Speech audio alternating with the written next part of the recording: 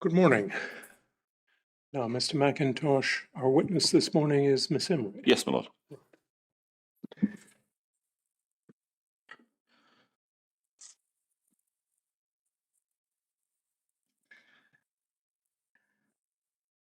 Good morning, Miss Imrie. Good morning.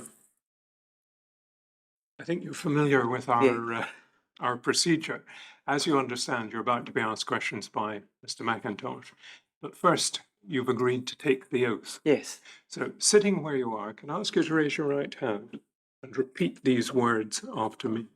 I swear by Almighty God I swear by Almighty God that I will tell the truth, that I will tell the truth, the whole truth, the whole truth, and nothing but the and truth. nothing but the truth. Thank you, Ms. Imrie. Now, as you'll be familiar with this, you're scheduled for this morning. We will take a coffee break at about 11:30. And if at any stage you want to take a break, just give me an indication. Thank you. And take a break. No. Thank you, my lord. Ms. Imrie, I wonder if you can give us your full name. Laura Jane Imrie. And you're currently clinical lead of NHS Scotland Assure. That's right. You gave evidence last year on the 6th of September. Are you willing to adopt your second supplementary statement as a further part of your evidence? I am. Thank you. What I wanted to do first was to start with something that you touch on in your statement. It's about the National Infection Prevention Control Manual. Yes. And I discussed this with Miss Dodd last year, and I felt it was probably important to revisit some of the aspects. We have a relatively recent edition. I appreciate it's an evolving document in Bundle 27, Volume 4, Document 16, page 165.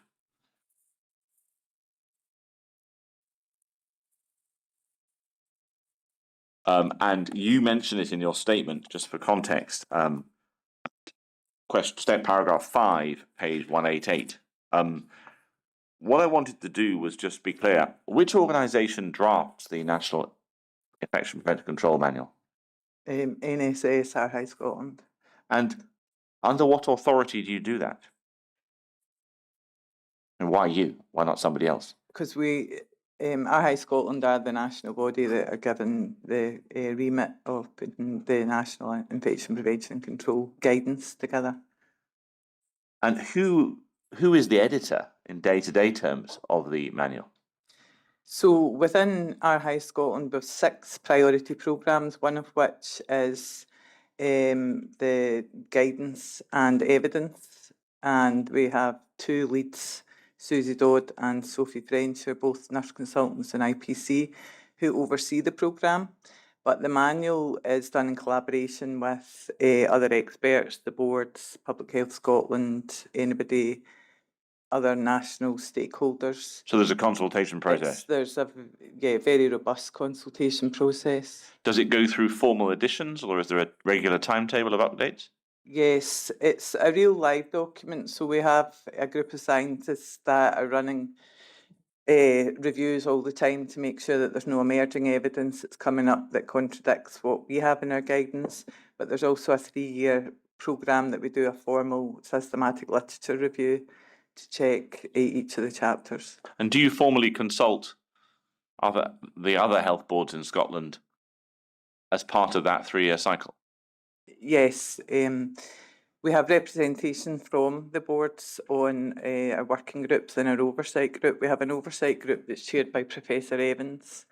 So he's an external chair that reviews the work that's been done within NPGE, and it's agreed through those groups how the manual's developed. And does that oversight group have representation from every health board in Scotland? It has representation from the networks. So the way in Scotland, because we have so many groups, I mean, we've got 6 priority programmes, and within them there might be other groups. We have an infection control doctors network, an infection control managers network, and an infection control nurses network. So the way they set it up is they send representatives for those networks. So there's one effectively manager, one or two, and then they'll feed back to their networks and bring back any issues or anything they want to discuss. But at the stage where you get to a final draft of a new chapter or an update of a chapter, the consultation would go out to all boards. And that's a formal consultation. That's a formal So you send out the consultation. draft and say comments. And comments, yes. Thank you. If we think about chapter 3, which I seem to remember is on page 178, what's the purpose of the reporting system described in chapter 3? So there's the kind of dual purpose. There's the purpose of supporting the boards, putting all the guidance from the literature reviews around how to do early recognition, investigations and reporting of incidents. And there's also laying out the expectations within NHS Scotland of what Scottish Government expect to be reported, and clearly defining what we expect to be reported. Now, if you go back to your statement, page 188 of the statement bundle, paragraph 5, you refer halfway down the document, starting on the 6th line. The purpose of this list is support NHS board IPCMs to establish and maintain local surveillance pointers, including the development of triggers for clinical areas. What do you mean by triggers? So Appendix 13, the alert organism conditions, gives a list, but I think it also says there that it's not exhaustive. So an organisation can create its own triggers? Yes, and that's a kind of minimum list, if you like, but I think you need to recognise within each health board you have very highly qualified, skilled and experienced infection control people who will know their patient population and the kind of pathogens that they're looking for. I think one of the examples that gives is, cystic fibrosis. That might be a unique to a hospital, not even a health board. So they might want to set up triggers that would alert them for that population. So a hospital that has a major burns unit might have a different trigger list from a They might have triggers for wound swabs for Staph aureus, but you wouldn't expect that in another surgical ward, or you wouldn't. So it's triggers. I think there's been a lot of discussion about the difference between triggers and criteria for reporting. Triggers are what should alert you to start an investigation. It doesn't necessarily mean that you have an incident because you have a trigger. So if we go back to the manual and we go to page 178, we see, so that's bundle 24, 127, volume 4, page 178, yes. We see definitions of healthcare, infection incident, outbreak, and data exceedance. Just to help me and stop me making a category error, whether there is a trigger precedes the question of whether there is a healthcare infection incident, outbreak, or data exceedance. You would see trigger, then you look at this definition. Yes, so you might set up your triggers and it comes up as a trigger. You have got 2 MRSA patients, for instance. Then your local team would go and they would review and say, oh, actually, this patient was admitted and positive on admission, and there's historic records there that they've been previously. So we've got one other patient. That's not going to be a criteria for reporting into us. They would then record on the patient's notes the investigations they've done and the actions they've taken. They wouldn't come.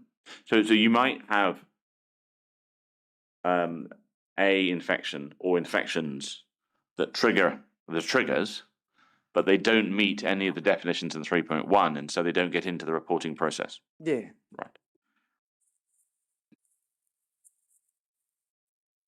Right.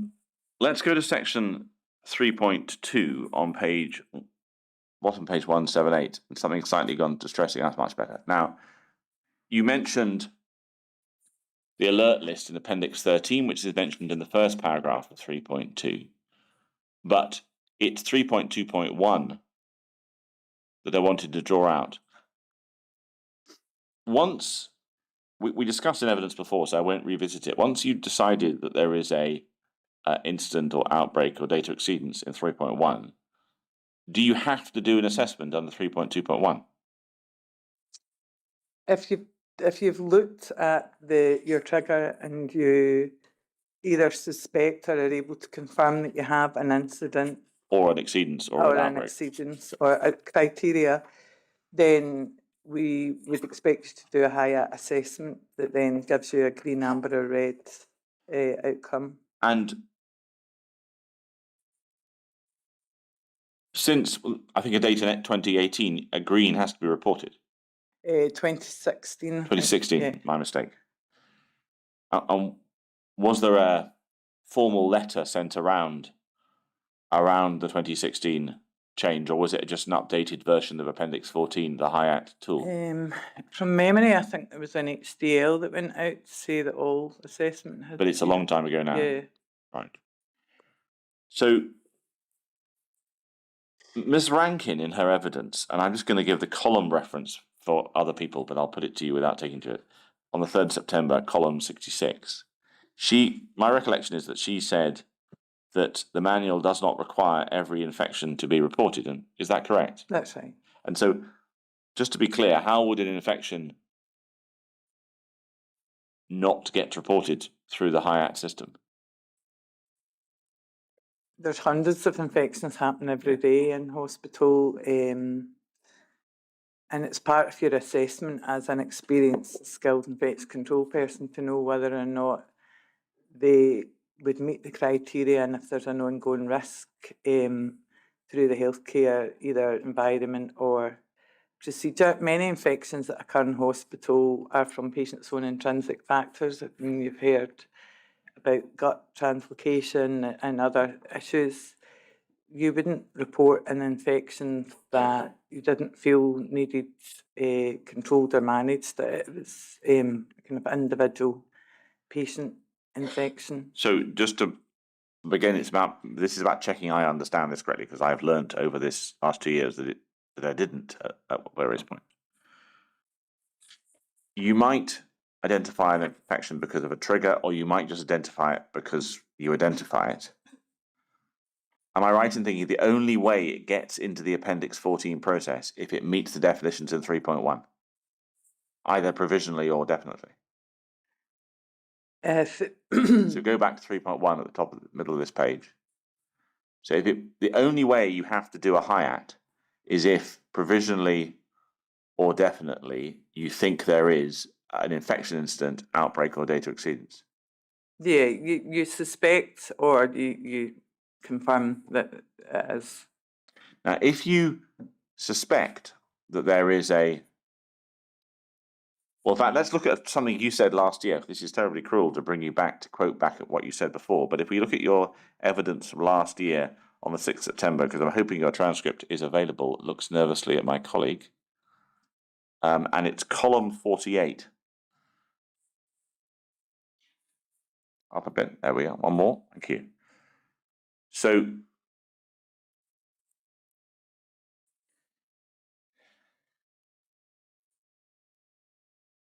I asked you, bottom right-hand corner, the board make a decision. So in essence, the board, I asked a very incoherent question, the end of which is, it won't carry out a HIAT and therefore you won't know. And you said, there's 2 ways you might not know. The board might know about it and might assess they don't report it up for whatever reason they've assessed, or if their local surveillance don't pick it up, they might not know it either. Over the page. And I asked you, because since April 2016, if a board decides to apply the HIAT system reflection, if they're going to know about it, even if it's green, you're going to know. And you said that's right. But I want to go back to the answer that you gave, bottom right-hand corner of the previous page. You seem to be implying that it might be possible to carry out a HIAT assessment and not to report. Is that possible? I'm not sure. I mean, we really only know about the ones that are reported to us. I don't know if it's possible that a board have done the assessment and deemed not to require a HIAT assessment. So they've done an... So it doesn't meet 3.1, effectively. Yeah. I'm sorry to be pedantic about this, but it seems to be a matter of contention. So a board might decide that it suspects an outbreak, exceedance, or incident, and it starts a HIAT assessment. Can it realise during that HIAT assessment that there isn't an outbreak, incident, or exceedance, and just stop and not report? But if they realise when they're doing it that there isn't an incident, then it wouldn't meet the criteria for them to report. So, but if it remains a suspected outbreak, incident, dead exceedance, then the running of the HIAT assessment in Appendix 14 inevitably results in a report, because the only three options are red, amber, and green. Yeah. Are you saying yes? Yes, the HIAT assessment is an ongoing process. So I think what's really important is when you're doing an investigation into a suspected or confirmed outbreak, that you set all your definitions out, because that then allows you to determine if you do have two cases, and it also might mean that you report something in with information that you're still carrying out investigations. So, for instance, you might report in that you have one confirmed case and two suspected cases, and those suspected cases are probable or possible, whatever definition you want to use, won't be confirmed until you get laboratory results or until the clinicians looked at a chest x-ray. Or so you can still report things in. The next report you might put in would say, actually, we're standing down. The two possible cases have now been excluded. So we've just got one case. So we've we don't only need got the one definition. case, we're not reporting it in. Understand. Right. I'm proposing to move on to the GGC SOP on HI reporting, which emerged out of evidence that Professor Wallace gave. And it's in Bundle 27, Document 7, Volume 17, Document 28, page 315. Yes, and if we go to the top of it, it's called Infection Prevention Control Team Incident Management Process Framework. And it's described as having a effective from date of December 23. When did you and your colleagues at RHI first learn about this document? I think I'd seen a reference to it, but I didn't understand that it was a document. I think in response to an inquiry that I'd put to Glasgow, Sandra Devine responded to say this is within our governance framework, but I didn't understand at the time that there was a When was SOP. that? I think that was maybe in 2023. So you I had some can't really information.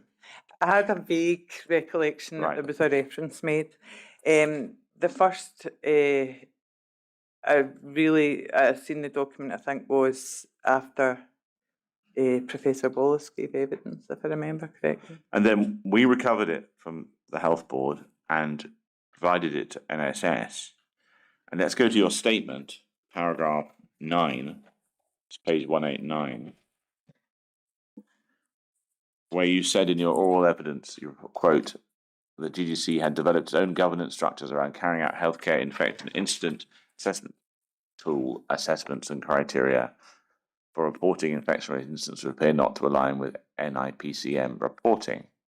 And you discuss that. Now, what I wanted to understand was, I know you've taken some comments here, but I'd like to look at it in the document. So we go back to the document 27.4.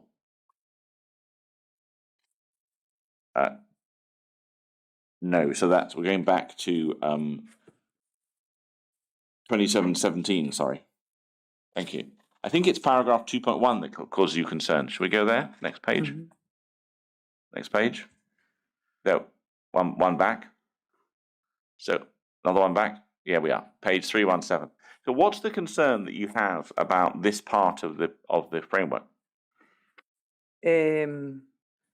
I think it's the part that says there are normally two potential outcomes to the PAG, and the first one being no significant risk to public health and or patients. The PAG is stood down and surveillance continues. Can we look at the second one before you explain what's wrong with that? Over the page. And then there are some concerns. The situation is assessed using the HIAT. Right, so if we go back to the first one, what's concerning about that first bullet point at the bottom of page 317? So I think it's very subjective. So no significant risk. I don't know that there's an assessment that's been done there to say what the significant risk is. And I was concerned that that extra step that's not within the National Infection Control Manual allows boards to make a decision that there's no significant risk. But there's no definition or criteria for how that risk has been assessed.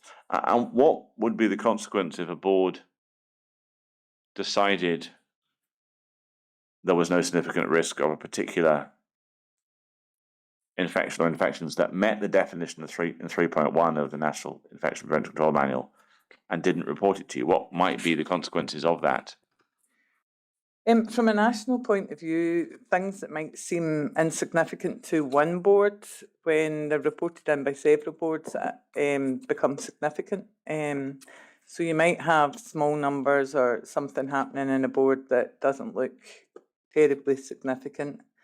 But if we're seeing the same thing being reported in by several boards, for instance, a couple of years ago, we seen an ITU, a number of small numbers again, but over 3 boards, and we spoke to our colleagues in England, and it turned out to be a product contamination that they were also seeing. So by joining up national data, you can put controls in place quite quickly.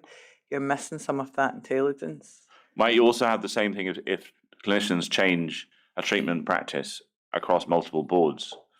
Yes, so in some hospitals you might have a speciality that's the service might only be delivered in 1 or 2 boards. Again, small numbers, when you've got small numbers in the patient population, small numbers of infection coming from 2 centres or whatever, can be significant, that might not be significant within 1 board. I also think when you introduce separate assessments within boards, then we in RHI are not confident that we're measuring the same thing across all the boards. Does that affect the quality of your data? Yes. So When you say separate assessments, separate criteria for assessment. Yes. Yeah. And worth just checking, where does your data go? You mentioned it going to the other boards, but does it go, as it were, up within the system as well? So, following the Vale of Leaving inquiry, there was some work done to surveillance. And then following the Oversight Board for Glasgow, I think one of the recommendations was around people in boards being able to see their data. So when HIATs are reported in using our outbreak reporting template, they are all stored on a data set that the boards can then go in and run queries on their own data. So they can look at their own reports?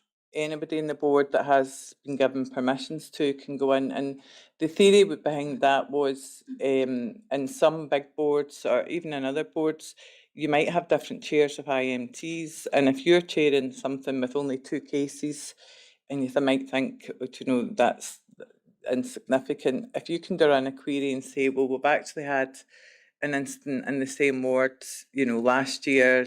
Or even in a different hospital in the... They will not see anybody out with their board. It's protected that way, that you can only see your own board's data.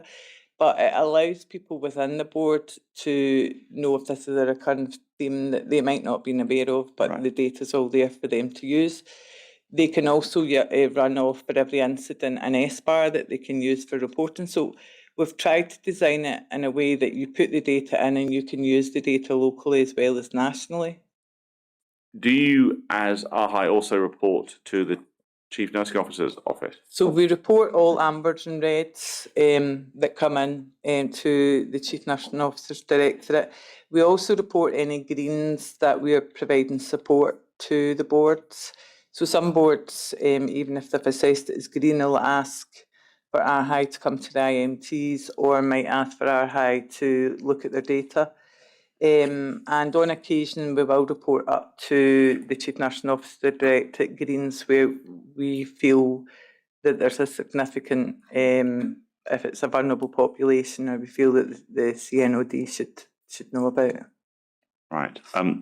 Before we look at the GGC response to your concerns, I want to look at another document. Now, this would appear to be version 3, or it might be version 3 of the same document, which the inquiry downloaded from the GGC website last week. And it will be, I think, either volume 9 of bundle 52, or it may be in a reissued volume 8, but we'll let CPs know. But I can put it on the screen. And this document has the same title and is described as version 3 and has an effective date of April 25. Now, can I take it when you wrote your statement you didn't know about this document? No, I didn't. When did you learn about this document? There was some correspondence between Scottish Government and the Chief Exec of NSS and GGC. That's quite recently. Quite recently, around Cryptococcus. And then the Chief Execs of NSS and GGC had a meeting to talk through how they could support best working through the issues that Director General had wrote to Glasgow about. And following on from that, I think Mary Morgan, the Chief Exec in NSS, shared with me that Glasgow had another document. And so you weren't told about this by the no. IPC team in Glasgow? No, I didn't know about it until I was asked to review it. Does it address your concern that you've just described about the first stage process in the previous version 2? Yes, the section that was from Public Health Scotland's guidance has been removed. Well, let's just look at this version 3. From version 3. Because I haven't got version 4 yet. We might come to it in a moment, but let's concentrate on this version. If we go to this version on page 4 of the document, let's not contact Health Scotland GGC's website at this point. If we go to page 4, we see a new version of 2.1. Did this version of 2.1 insert anything like an early stage before the operation of the hiatus assessment? No, they're talking about the investigations you would do if you had a trigger and an alert first and then moving into... And at the bottom of the page where it says a problem assessment group might be called if the situation requires further discussion or opinion of other teams is required. Have I misunderstood if previously I've thought that having a PAG means you've already decided there's a potential? Not necessarily. I mean, you might have a PAG, and a PAG can sometimes be a very small group of people that... So a PAG might not involve a recognition of an outbreak, incident or exceedance at the stage it's called? You might ask for a PAG. So the infectious control team might have had a trigger, went seen, and then wanted more input from either the patient's clinician or others just to do that full assessment. And so the second paragraph on page 5, if a PAG is held, the IPC team will complete a GGC IPC situation assessment summary document. If an incident is suspected or declared, the situation will be assessed using the HIAT tool. So is that effectively a change on the previous version 2? Yes. And is there anything, and if we look at 2.2, what's this concern you about to tell me about reference to Public Health Scotland publications? No, I'm saying the difference between version 3, which I've got on the screen, and version 2 that I had commented in my statement, is that part from the Public Health Scotland guidance has been removed where... Oh, that pre-stage? Yes, right. Where you would do your assessment. So, conscious that this inquiry has been taking an interest in this topic, let's look at Ms. Devine's responses.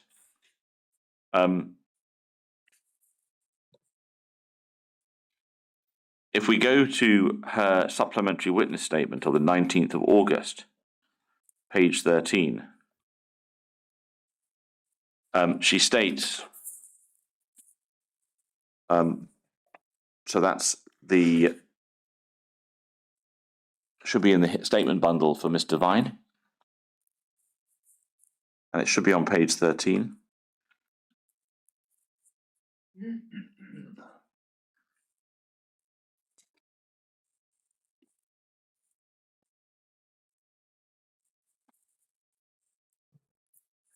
And I have made a paragraph 1. So it's not page 13, go back.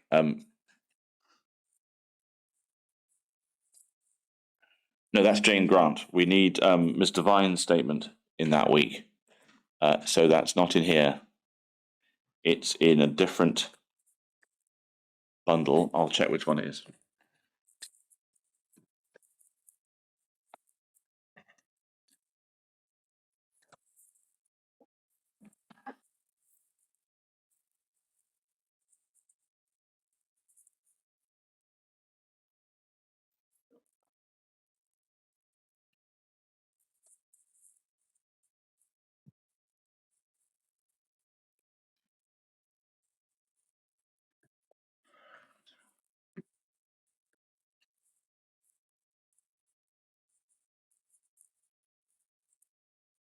I don't think it's 3. No.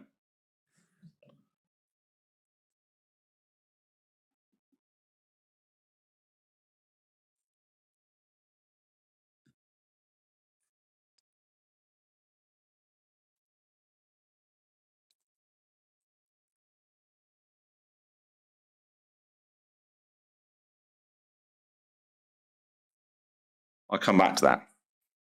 What I wanted to do was do you understand that there's been a suggestion that in version 2, that the Public Health Scotland guidance on the management of public health incident guidance on the roles and responsibilities of NHS lead management team, incident management teams, has some relevance to this work on the reporting of HI8?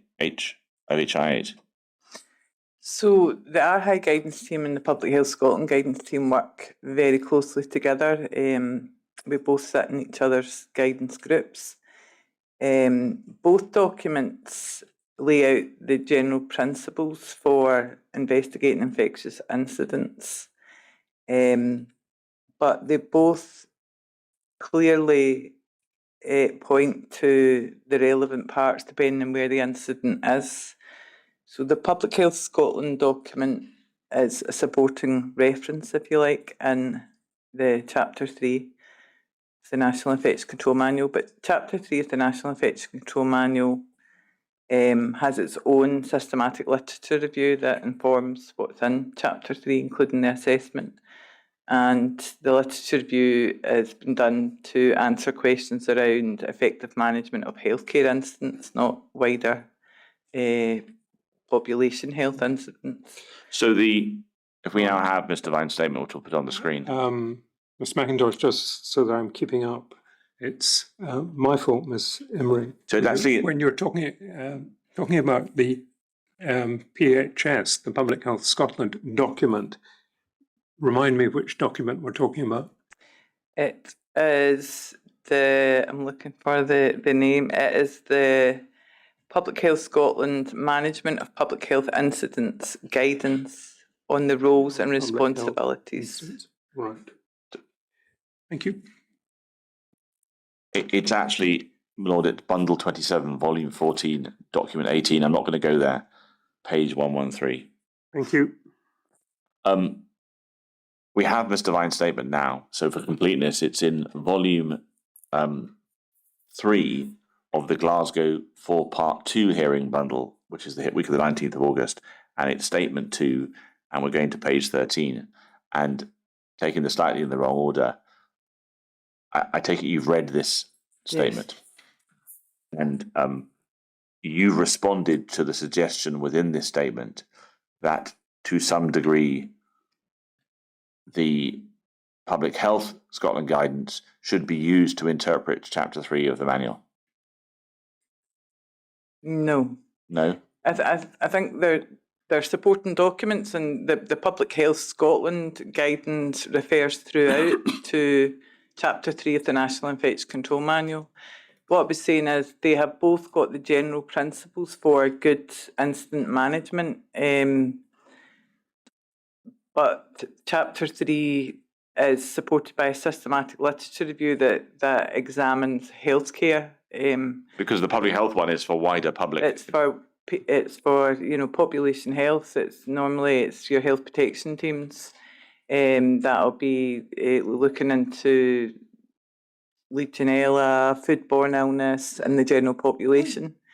So in public health, you don't always have the links to a place, whereas when you're looking at instance in a hospital, then you have a link to a place.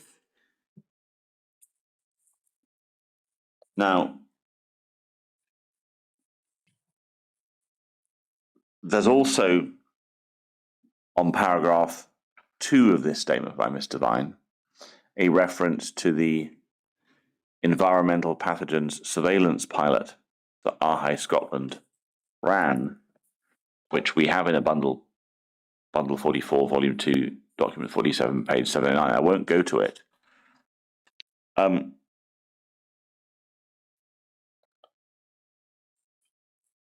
In this section, Mr. Vine appears to have noted that in the pilot, 60 triggers were identified between January and August 2024, but there are only 14 outbreak tool reporting submissions. Why might there be fewer submissions than triggers in this pilot? I think Mr. Vine's misinterpreted the report. I think later in the paragraph, it does go on to describe that the triggers are not mutually exclusive. So it was a pilot, and the main objective of the pilot is to explore if the triggers that are being suggested work in practice or if they're oversensitive.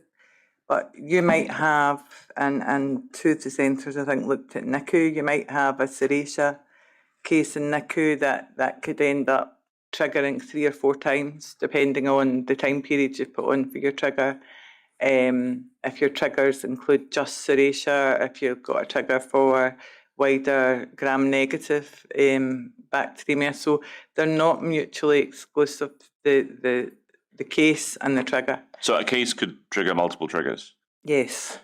But also a trigger could be triggered and it still wouldn't meet the definition of 3.1 of, yes. Okay, right. In any event, however, in this new document, well, it's not new, the new to us document, the version 3, which is not yet in a bundle, in April 25, GGC changed their policy. Yes. Now, had you known about this version 3, would you have been content with its with what it said back in April? Yes, I've now through a small group that's meeting, I've reviewed the document for Glasgow and I've sent back comments and said that this now is aligned with Chapter 3. So there's a proposal for a version 4? Yes, I think it'll be a version 4, yes. I think they've taken on board the comments and it'll be going back through their governance sign-off. Are they of the same order of significance as your concern that you had about the first initial assessment level in the version 2? No, to be honest, my comments were really about the hierarchy of their documents that they're referencing, given that it is a healthcare incident management process framework, that it was just really some feedback around So it's that sort of area. How they position it. But the fundamental process that the board were using, or where policy was, since April 25, was in compliance with NIPCM. Yes. You just didn't, I didn't know. I didn't know they had changed to version 3.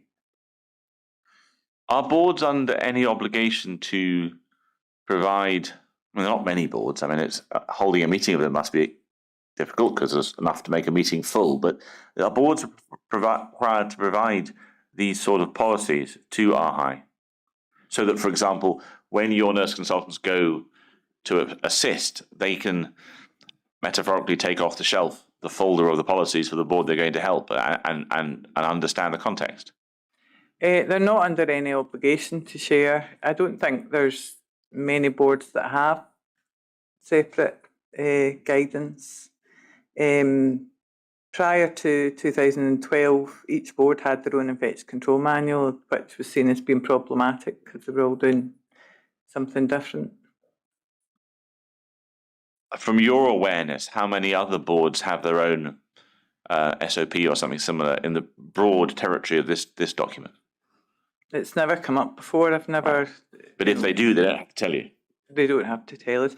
And a lot of the guidance is maybe to support some of their internal communications as well. Like Glasgow obviously keep a record through an instant summary form, and they want to put that in an SOP so that staff can find it and know where it is.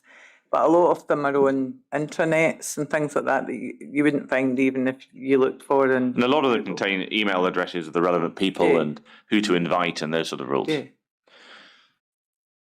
Thinking, obviously, we've discussed with our high nurse consultants them attending a large number of IMTs in Glasgow, and presumably you must attend a large number of IMTs across the country in any year. To what extent would it assist your nurse consultants to be more effective and more helpful if they had access to this sort of documentation, if it exists? When we're supporting IMTs, we're working on the national guidance and the principles around the national guidance. I think if something came out through an IMT that we thought was misaligned, then we might ask to see documents.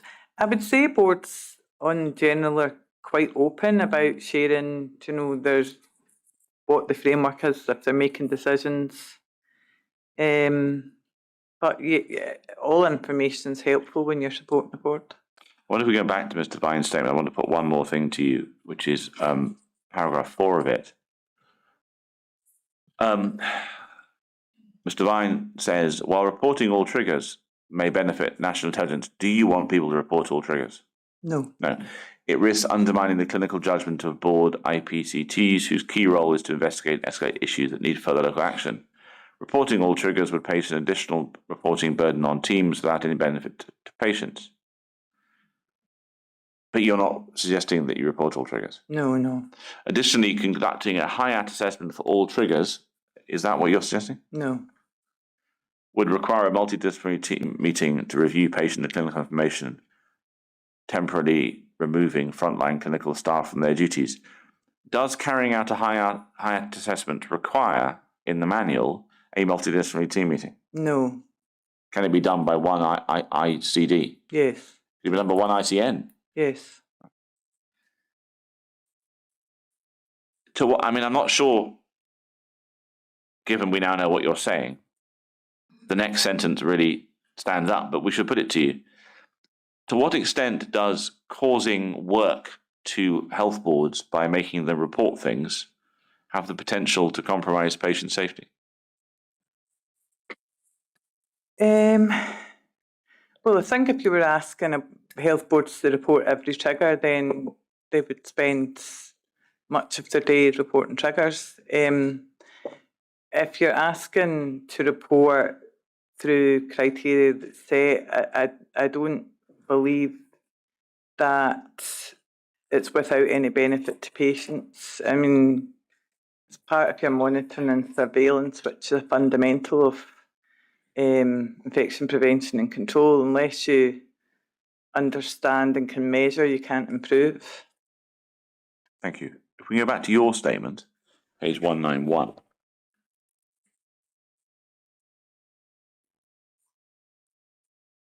You discuss at paragraph 13, the bottom of the page. If we can zoom down, it'd be great.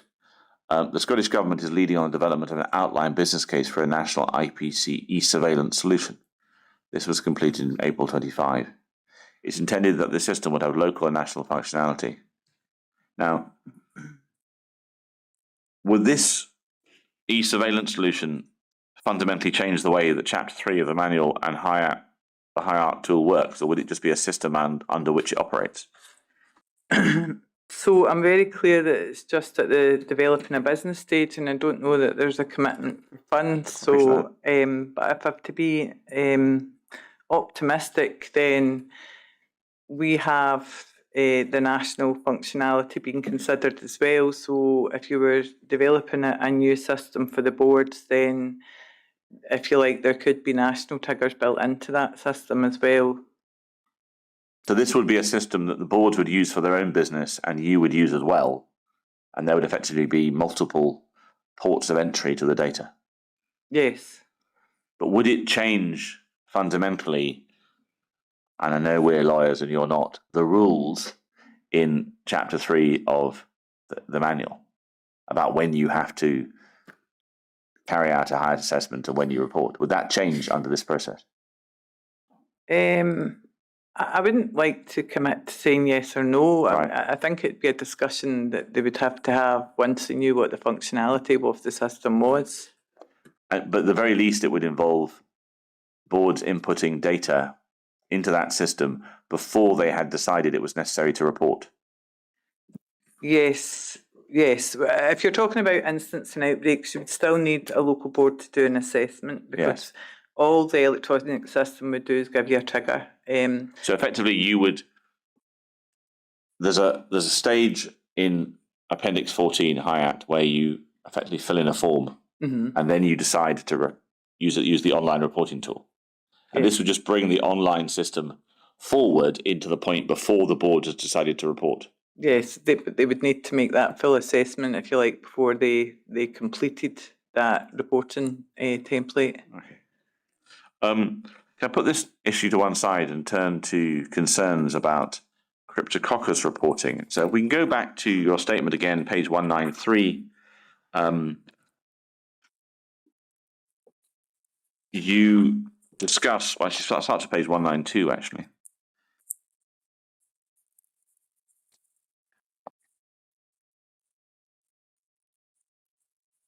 Oh, no, actually, it's 193, sorry, paragraph 20. We asked the inquiry asked you on the 9th of May, are you able to assist the inquiry whether the issue has arisen this year about the NSGGC failing to respond to a request from AHI to produce material about suspected Cryptococcus cases? Did you have to raise an issue about such a request with anyone at NHSGGC? Please set out the background to request, the material sought, and any issues that arose. So the next paragraph makes a reference to an email from Mr. Urquhart, policy lead, Scottish Government. Would he be in the CNO's HII unit? Yes. Right. Inquiring whether AHI Scotland team was aware of, over the page, NHSGGC reporting additional Cryptococcus cases, and he made reference to evidence in the inquiry. Now, what I wanted to do was put to you, check we've seen something, which is the explanation given to the inquiry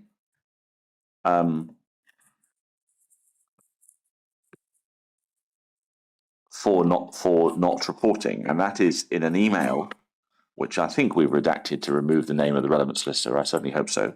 Bundle 52, Volume 5, Document 24, page 111. We have. And so this was the document, Miss Imrie, that I read extracts of to Dr. Mumford and Miss Dempster. Had you seen it until it got put in your document list? I don't think I'd seen it before it was put in my list. Right. But you'd read the transcript of the evidence? Yes. Right. Did you obtain an explanation directly from GGC on the 21st of November? Bundle 52, Volume 4, Document 9, page 77.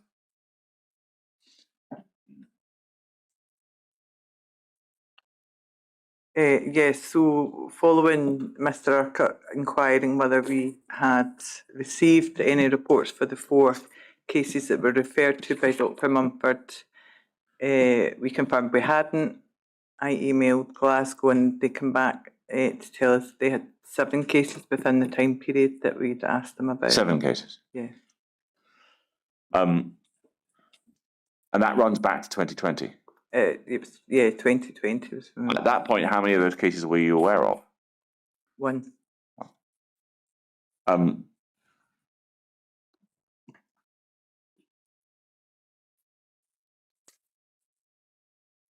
And then after that, was there a request for a national investigation or decision to carry out a national investigation?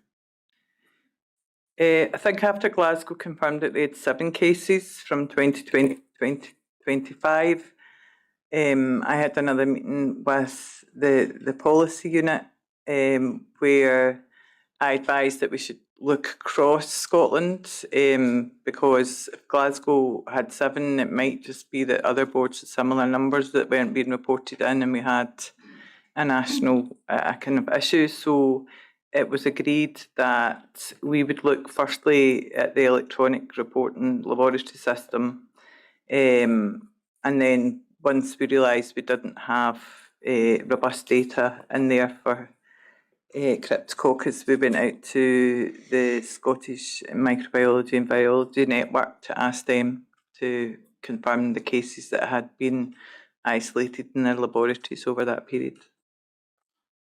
When did you obtain sufficient information from NHS GDC in order to answer that question?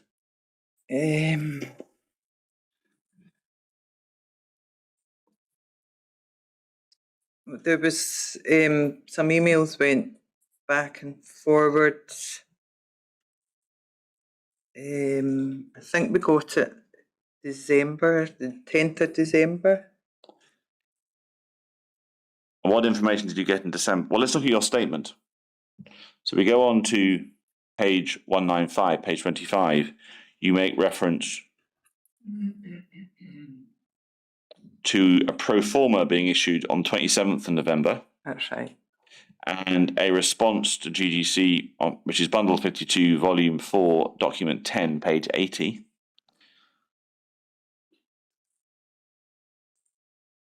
On the 28th. So if we go onto the next page, we have an email from Ms. Mackenzie, Dr. McKenzie, we have an email from Dr. Ball, rather, asking whether ARHI has obtained Caldecott approval. What's Caldecott approval? So Fiona McKenzie was our contact in SMBN, agreed to send it out to all the board leads.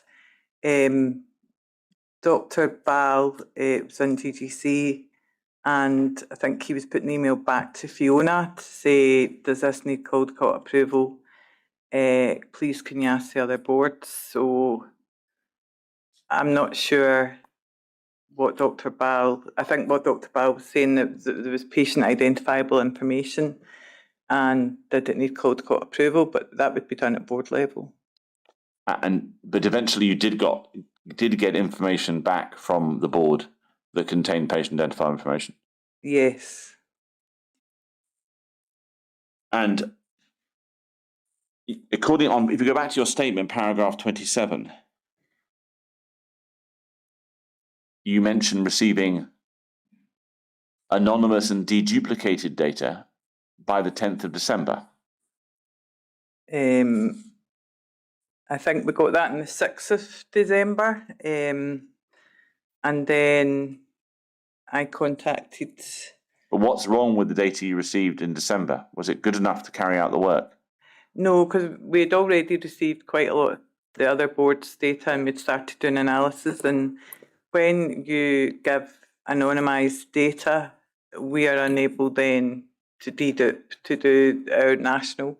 And what we found in some of the boards was that 2 boards were reporting the same patient. Because they might be transferred? Yeah, because of the way, networks work across NHS Scotland. You might have a patient that was attending another hospital and they've also taken a sample. So with anonymised data, we wouldn't know that what we're reporting is correct. So did you then request non-anonymised data? Yes. I think I went through the NSS medical director. We might see that in paragraph 29 of your statement.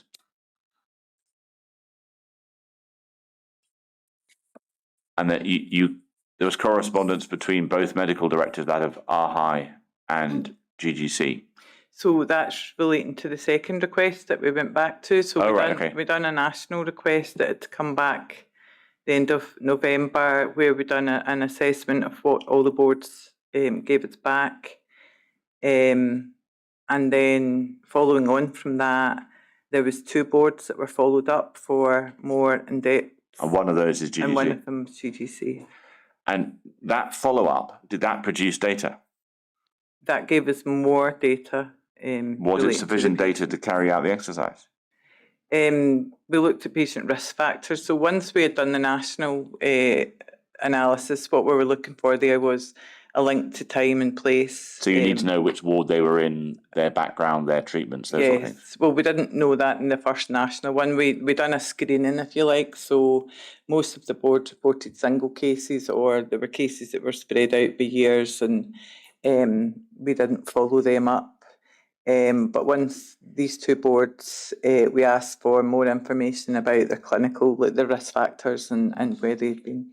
So just to make sure I understand, the first response that comes in December is not as anonymised, so it's not usable. You can't deduplicate it. From Glasgow? From Glasgow. Is that right? Yes. Yeah. Then a second response comes. On the 10th of December, they give us the... And that comes with, it's no longer anonymised. Yes. Right. I wasn't clear from your statement. You then carry out the national exercise, and that prompts you then to look in greater detail at two of the boards. Yes. One of which is Glasgow. And then you need to recover more data for that Glasgow and that other board, because you now need where they were, when they were admitted, what treatment they were on, that sort of stuff. Yes. Underlying health conditions, presumably. Yes. Yes. Whether they have a connection to any of the traditional Cryptococcus risk groups, that sort of thing. Yes. Yes. Right. When did you get that information? Because, I mean, I'm reading these two paragraphs. You hadn't had it by the time you finished this statement. No, I think actually my statement went in the 17th of April. Well, let's look at the email that you refer to in paragraph 30. So it's bundle 52, volume 4, document 21, page 127. So it's an email from Dr. Davidson, who at that point was then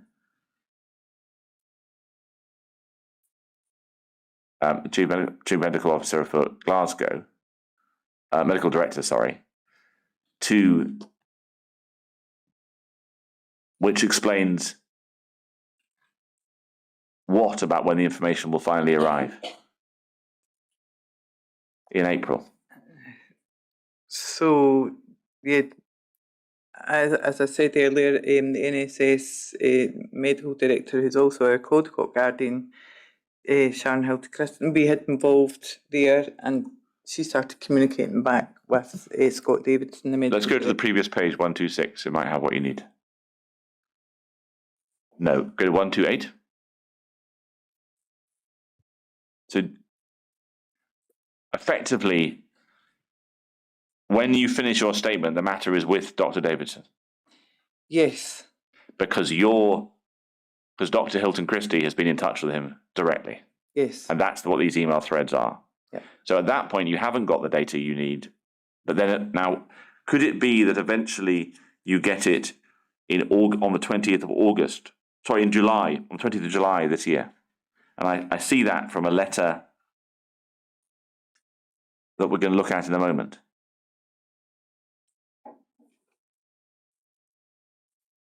I'll take you to that letter. So we have a letter from the DG Health and Social Care to Professor Gardner of the 20th of August, which is bundle 52, volume 5, document 31, page 144.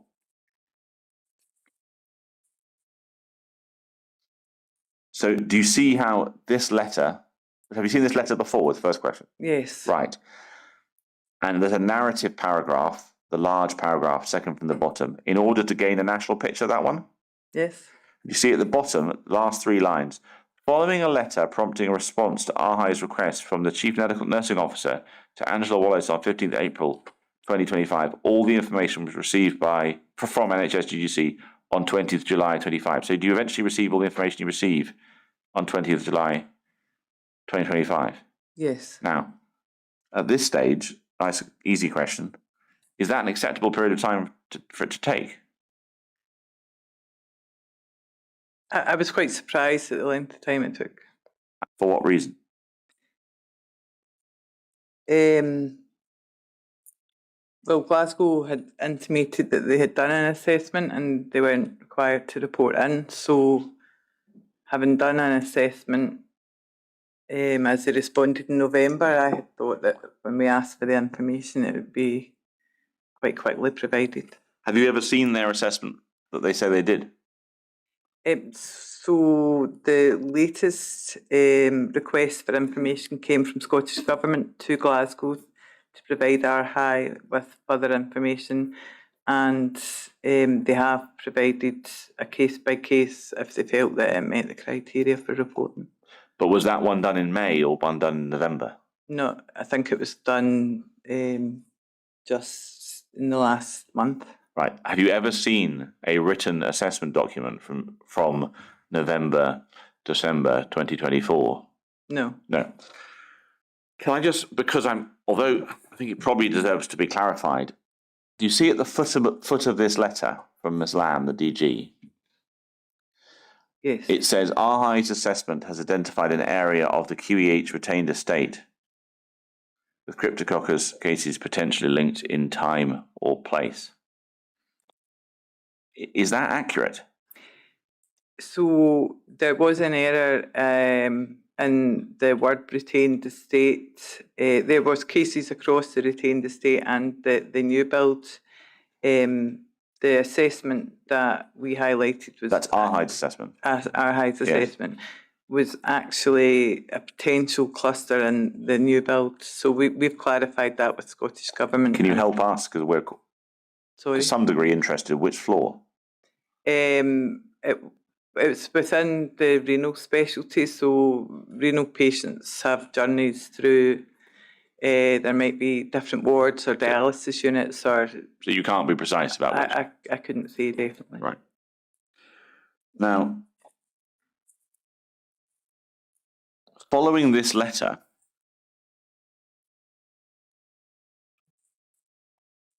there's a reply. And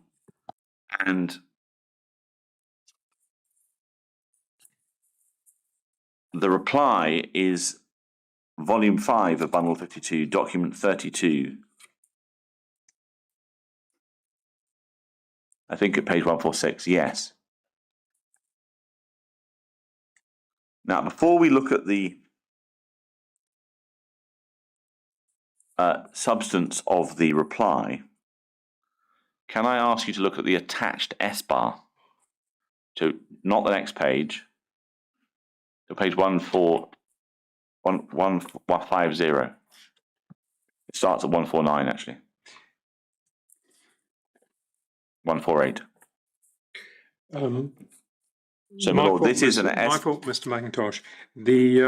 Could you give me the bundle reference for the letter? So there's a letter of the 26th of August 2025 from Professor Gardner to the DG Health and Social Care, bundle 52, volume 5, document 32, page 146. And attached to it is this S-bar, appendix 1, which is at page 148 of the same bundle. Now, when did you see this S-bar, Miss Imrie? Julie Critchley, my director, was copied into that letter and she shared it with me. But it appears to be dated the 20th of November 2024. I never seen the S-bar, I only seen it when it came as an attachment to... No, I appreciate that, but we're just trying to place it in time. Do you see that it has a date produced in November? If we go on to page 150,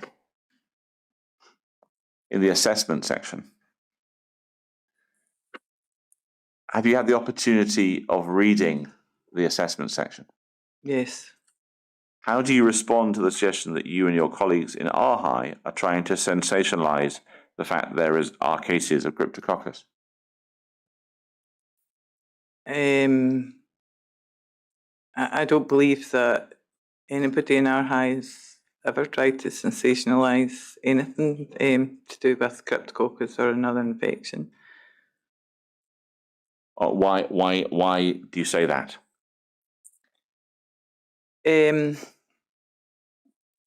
Well, says that, that it's biased by our personal beliefs and interests. RHI acted on behalf of CNO Directorate, responding to evidence that came up from an expert witness. And our role in remit is to investigate where we think there could be increased incidence of infection and explore what controls have been put in place for patient safety. Now, if we go back to the letter on page 146,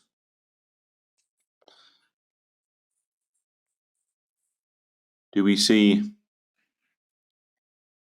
second paragraph?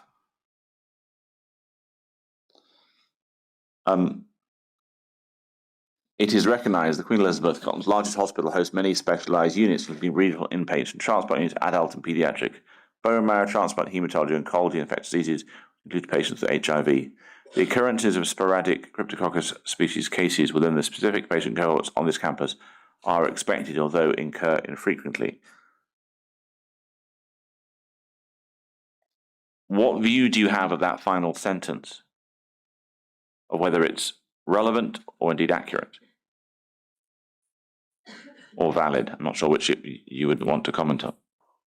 So I think that's correct, that occurrences of sporadic cases within some patient populations are expected, but expected infrequently. That's correct. If we think about renal patients, what's your knowledge of whether anyone's done any work in the past about the frequency of Cryptococcus cases in renal patients from 2009, 2018? Have you seen Dr. Kennedy's report? Which is Bundle 24, Volume 3, page 19.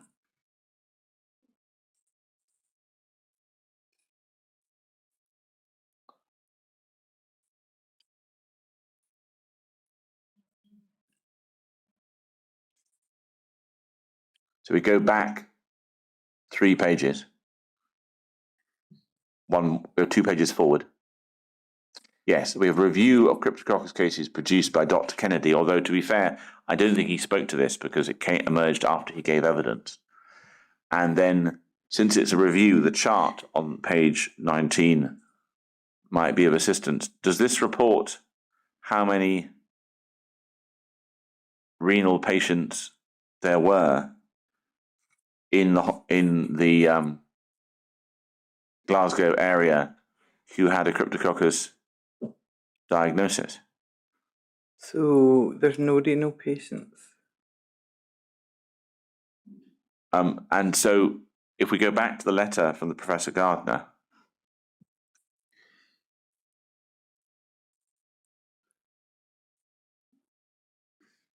if you have an infection like Cryptococcus,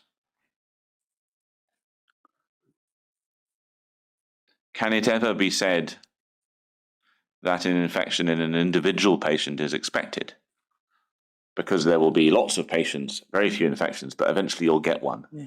Is a reason not to be concerned, to report? So an individual patient would be a trigger that you might... And you don't have to report all triggers? You don't have to report all triggers.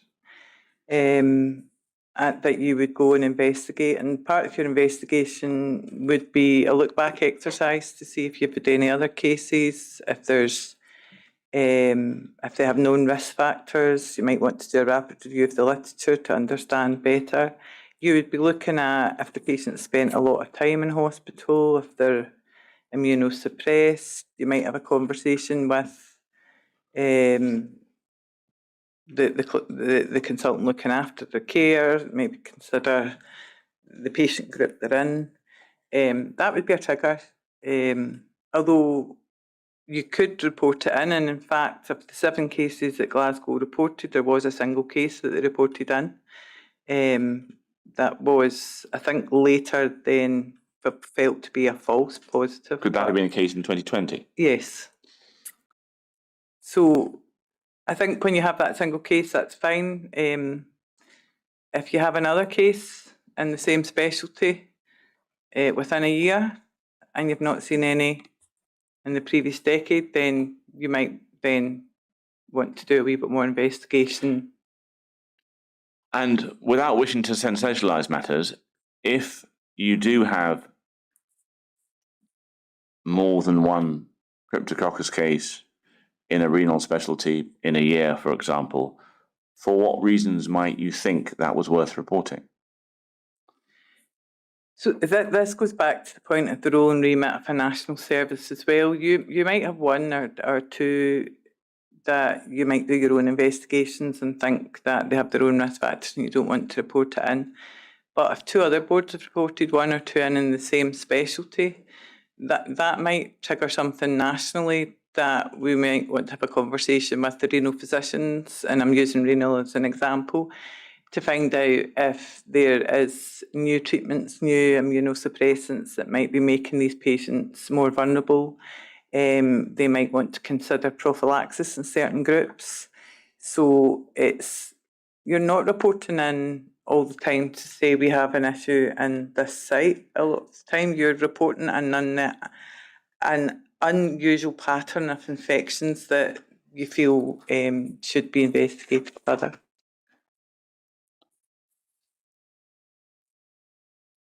Given that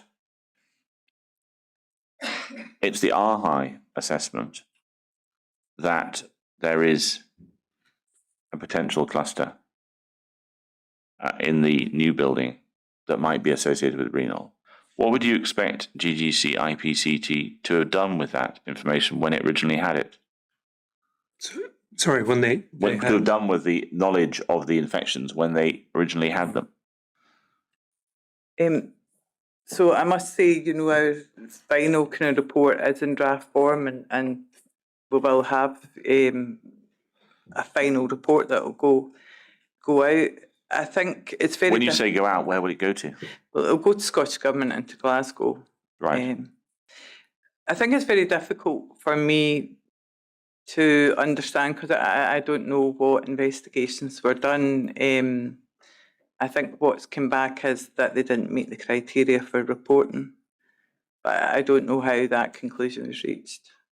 Because you haven't seen the document from November, December that you assume would exist.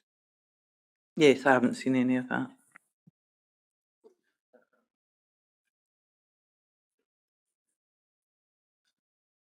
And just to be, I think we can do this. Thinking about the reporting steps. So you've explained to me that a Cryptococcus case in this group of patients or this hospital, in fact, anywhere really, would be a trigger. Mm-hmm. Have I got that right? So any Cryptococcus case is a trigger. Yes. You don't have to report a trigger. No. No. There clearly is a disagreement between yourselves and the GGC IPC team about whether there's a cluster. Yes. Yes.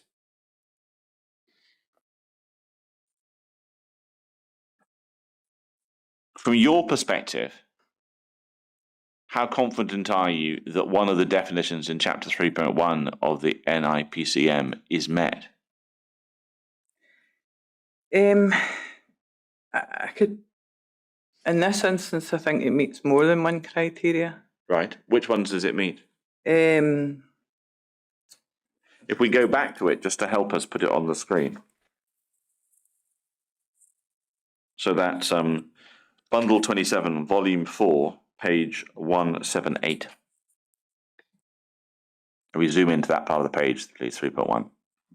So which ones does it meet now? So we have firstly an exceptional episode which talks about severe outcomes. Invasive Cryptococcus in transplant patients has a mortality rate of over 50% according to the published literature. So in this patient group that you might meet an exceptional infection episode where you want to report something in that might have severe outcome for the patient. Even if it's just one case? Even if it's one, depending again on the assessment you've done of the patient and their condition. It might not be invasive.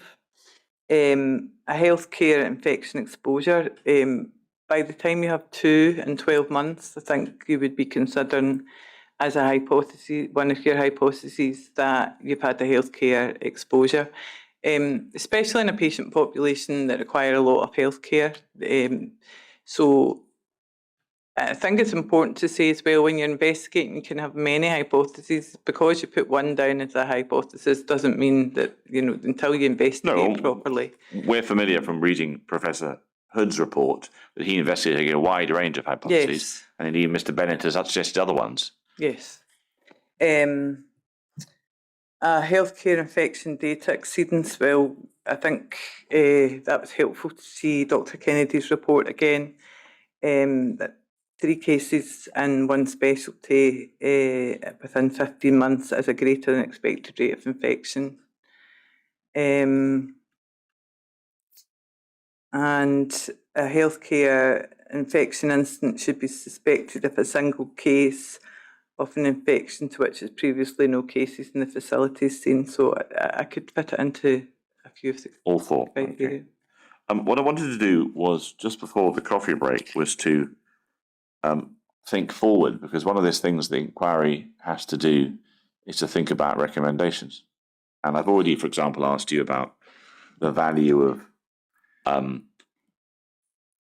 RHI knowing local policies as a sort of formal reporting mechanism. And you've told me about the possible electronic national system that you're pursuing as an idea. What's your view on mandatory reporting being extended to those organisms that may, and I emphasize may, have a ventilation-related environmental source, such as Aspergillus and Cryptococcus? So both are alert organisms already. I think the key point there is mandatory. So the National Infection Prevention Control Manual is guidance. There is HDLs that support that guidance from Scottish. Well, I'll rewind my question then. In Appendix 13, you have a list of reports that you must make. So while I'm mandatory, I mean adding to the list in Appendix 13. So perhaps if you could start again based on me rewording my question. So in 2024, we actually published Chapter 4 in the National Infection Control Manual, which is dedicated to the built environment, which is added to the list of alert organisms. There's a section on water at the moment, and we're currently the systematic literature review for ventilation in healthcare in relation to IPC is currently being carried out in collaboration with the board. So we are actively looking to expand the National Infection Control Manual to take account of water and ventilation. And so does it already, if we stay with ventilation, does it already include Aspergillus? Yes. Right. And does it already include Cryptococcus? Yes. Right. And when it comes to water, since we're here, does it include Cupria vardus? Yes, I think so. I can confirm that for you. It's added in more pathogens, but also more guidance about how you would investigate something that you suspect has an environmental source. Is that where you're going? Yes. You sort of petered out there. Sorry. Yes, for water, as I said, we've completed that literature review and the guidance is there, and the ventilation is being progressed. Right. Do you think RHI should have the ability to require to be given board-level data on things like numbers of infections, water sampling of water systems in hospitals? So not individual patient records, but aggregate data sets of how many out of specification water samples they've recovered, or how many infections of a particular sort across the whole health board in a particular period of time. Do you think RHI should be able to require health boards to produce that sort of material? I think there should be systems within boards that they have governance around that, and they can produce it if asked. But do you think they should be able to say no? I don't think We support many IMTs where we ask for water results, and we support the boards. I don't think a board has ever said no.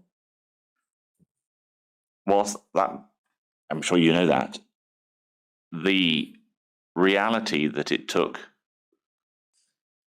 an issue arising in a public inquiry and then 6 months of correspondence to produce the data that you ultimately required on Cryptococcus, does that not raise the question of whether RHI needs greater power to say, we want it, please, you must give it? Or is that a damn attack on the sort of principles of RHI and how it works?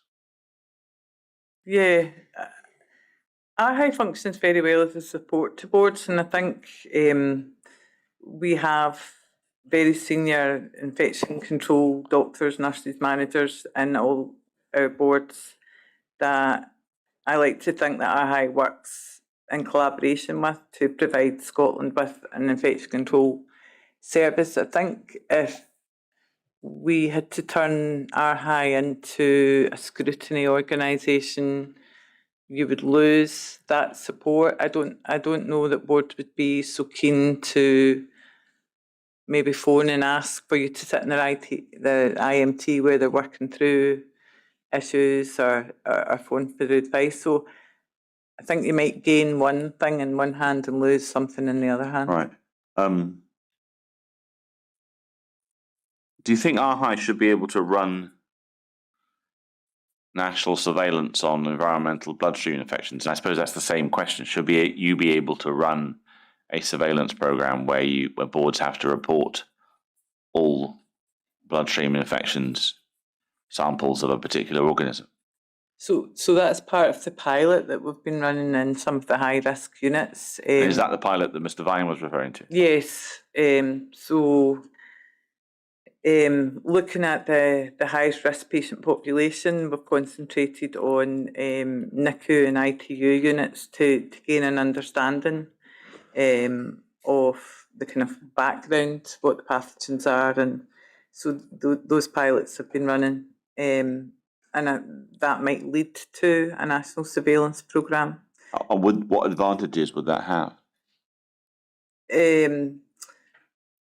I think if you have a national surveillance programme, within these, you can set your definitions and your criteria and your methods and everything, and you maybe wouldn't get into the situation that we were in with Ward 2A and 2B, where many different people have taken the data and ran it slightly different ways and came up with different figures when they've compared units against units, and you would have a better understanding if you're comparing similar patient populations, and it would give you an overall burden on the high risk patient population. So just to help me understand, might that involve, for example, we're going to look at all adult patients who might in their patient journey be neutropenic in all hospitals, all units that do that sort of thing?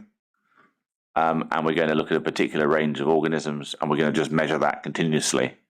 Is that roughly what you have in mind as a sort of broad concept? That's one example. But as a concept, yeah, RHI run the national surveillance for Staph aureus bacteremia and E. coli and things like that. And because there is a definition set, we're quite confident that we can monitor over time and look at trends in 5 years. And I've been able to put improvements plans in there, as we discussed, I think, the last time, about your gram-positives need different improvements from your gram-negatives thing. The high-risk areas, you're concentrating on them. They might be slightly different from a NICU department to an adult intensive care, and that's part of what the pilot's looking at. I think there's some of the difficulty is when boards are maybe investigating an outbreak in a NICU and they want to compare their data against another NICU, they then find that they have a different patient population, they have different screening programmes, so if you're looking more for pathogens, then you might find more, but that doesn't necessarily mean that you're worse in the performance than another unit. And it's why we try and encourage boards that if they're comparing themselves, compare yourself against yourself, because over time, if you've got enough data points, you'll see if there's an improvement or not. You're taking away all the variables from patient populations, therapeutics, things like that. And if you have a surveillance, it's not necessarily around nationally putting together league tables comparing one high-risk unit with another. It's about giving them the support that they can monitor robustly what's happening in their unit, and then they're able to spot if there's something that they need to put interventions in. One of the things that I think there was some evidence about in Glasgow 3 is that the current national surveillance ones, such as E. coli, be running for a long time. And in a sense, they're not controversial, and B, sadly, they're not that rare. But if you're running a surveillance program for gram-negative bacteria, presumably you'd have to have a list. Mm-hmm. And that list might be controversial. And also, one would hope that a lot of the time, the number of cases is quite low. So is there a risk that you're actually creating a bureaucracy that imposes a cost, perhaps in the way that Mr. Vine has mentioned in her statement, that takes clinicians away from actually doing their job? So I think that's what the pilot's intended. You know, it's designed to look at when are your triggers too sensitive? Are you going to set off more reports and IMTs that are not required? But all the national programmes are based on evidence. So evidence that it is something that's causing harm, it's something that can put improvements in. We don't carry out surveillance on pathogens that are community acquired or aren't related to healthcare or don't have an impact for the patient or the system. So that would all be built into implementing any surveillance. So we're quite far away from that at the moment. Thank you. My lord, we're about to have the coffee break, but I thought I should mention many of the benefits of CPs that I'm going to put to Miss Imrie a document that I know she's being given notice of because I mentioned it to Council for NSS, but of course the rest of the room doesn't know they need to have it. So it's the November 2024 SBAR on environmental testing, and I've been asked to put this to you. Bundle 44, Volume 3, page 214. We don't need to go to it on the screen, but it may be that colleagues want to look at it. Bundle 44, Volume 3, page 214, and it might disappoint appropriate time to have a brief coffee break, my lord. Right, do that.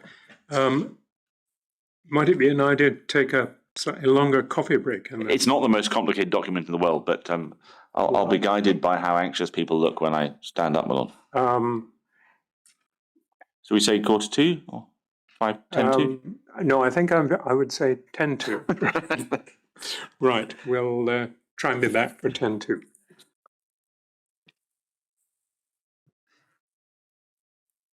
Stan?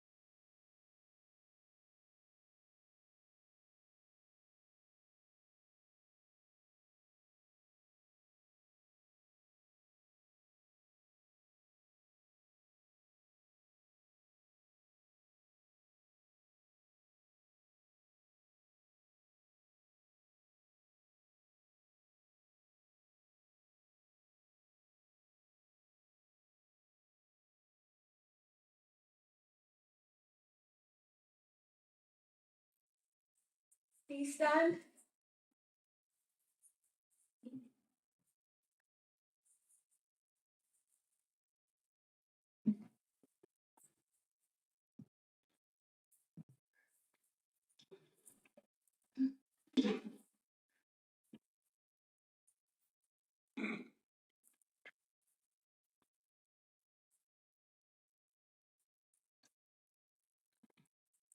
Mr. McIntosh. Thank you. Ms. Imrie, I've been asked to put to you an S-bar produced, I think, by your organisation, which is bundle, within your organisation anyway, which is bundle 44, volume 3, page 214. So, is this an RHI document, or is it just produced in an RHI style? No, it was done on behalf of our high. Behalf of RHI, okay. I mean, obviously you're not an author. The authors are Dr. Inkster and Ms. Cairns, but are you familiar with this document? Yes. Yes. What do you understand to be its principal recommendation? You can It's go to them if it would help. They're on page 220.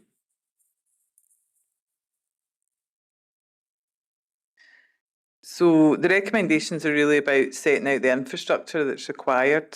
So what's it required to do? What's the issue that's being addressed by this proposal? So there's limited laboratories across Scotland. The diagnostic laboratories, clinical diagnostic laboratories, some of them feel that they can't do some of the tests, or they can't interpret some of the tests. Accreditation, the capacity within the regional labs. So some labs in Scotland don't have the capacity to do certain environmental tests. Yes. And is that driven by resource or scale or what?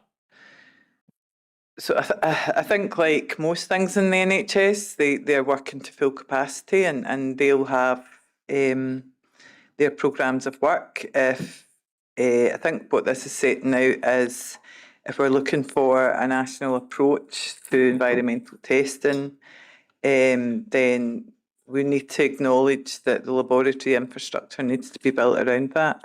So that either here would be to effectively turn the GGC GRI lab into a national reference laboratory for environmental testing and typing and whole genome sequencing, or to create 4 regional labs. Yeah, I think there's a number of options that are put forward. I know Dr. Inkster, on behalf of RHI, is on the Public Analyst Laboratory Group that are looking to set out kind of standard operating business case at the moment. And she's also working with the Public Health Scotland Microbiology Labs, who commission the regional labs as well, to understand better what needs to be put forward, whether it will be supported or not. But the fundamental purpose here is that if we change what we want the laboratories to do, we need to be able to support the laboratories to do it. Is that possibly involving the way they're governed and accredited? It could involve both of those things. I think accreditation for some labs may be an issue that don't want to do tests they're not accredited for. So you'd have to increase accrediting for more tests in some labs. To be honest, you're kind of going beyond my expertise in the lab. I'll try one question, and please tell me if this is beyond our expertise. One of the things we've noticed in this inquiry is that I think 2 things are true. Is that before some point in 2018 and after that point, there's a big step up in the quantity of water environmental testing being done in the NHS GGC laboratories. Yes. Are you aware of that? Yes. Yes.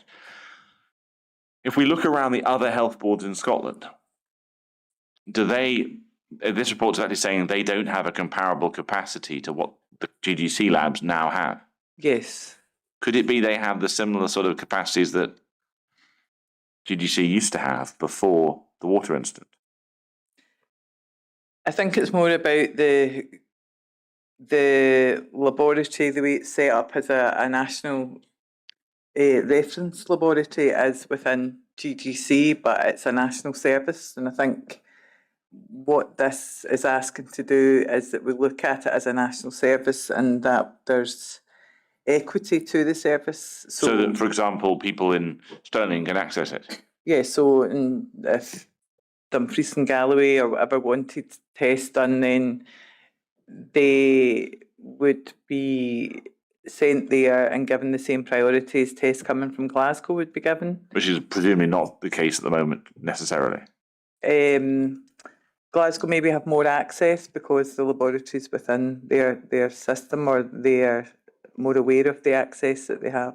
Okay, well, what I want to do now is to go back to the correspondence. So just to sort of assist me in preventing me getting confused and perhaps help, let's go back to the first letter from the Director General on the 20th of August, 2025 to Professor Gardner. That's Bundle 52, Volume 5, Document 31, page 144. Now, would you have seen this letter in your role in NSS at the time it was sent? No, I No. don't When see did you first see it? it. Julie Critchley shared it with me. Later on in the correspondence? Yeah. Right. But in any event, it says what it says, and it goes to Professor Gardner on the 20th of August, and it receives a reply, which we've already looked at, which is on 26th of August, and that's Bundle 52, Volume 5, Document 32, page 146. And this is the letter that has the S bar attached to it. And we already discussed the second paragraph. And this is the letter you was shown by Miss Critchley around the time it was received. Yes. Right. And then there's a further set of letters, one of which was sent by the Director General to Mary Morgan, Chief Executive NSS. That's Bundle 52, Volume 6, Document 3, page 48. And we see that's been copied in to Miss Critchley. Yes. Did you see that at the time it was received by Miss Critchley? It's just shortly after. Just shortly after. And effectively, is it the Director General asking for a meeting to be set up between NSS and GGC? Yes. Right. And now there's then a letter, parallel letter, which is from the DG to Professor Gardner, which is 52, Volume 6, Document 4, page 49. It's a rather longer letter. Next page. We see that was also copied to Ms. Critchley, and you see that within it, it sets out information that GGC should supply to our High Scotland. Yes. And did you have any involvement in specifying what the information was to be? No. No, right. What was the information you were asked? They were asked to provide you with. I think it's in the third paragraph.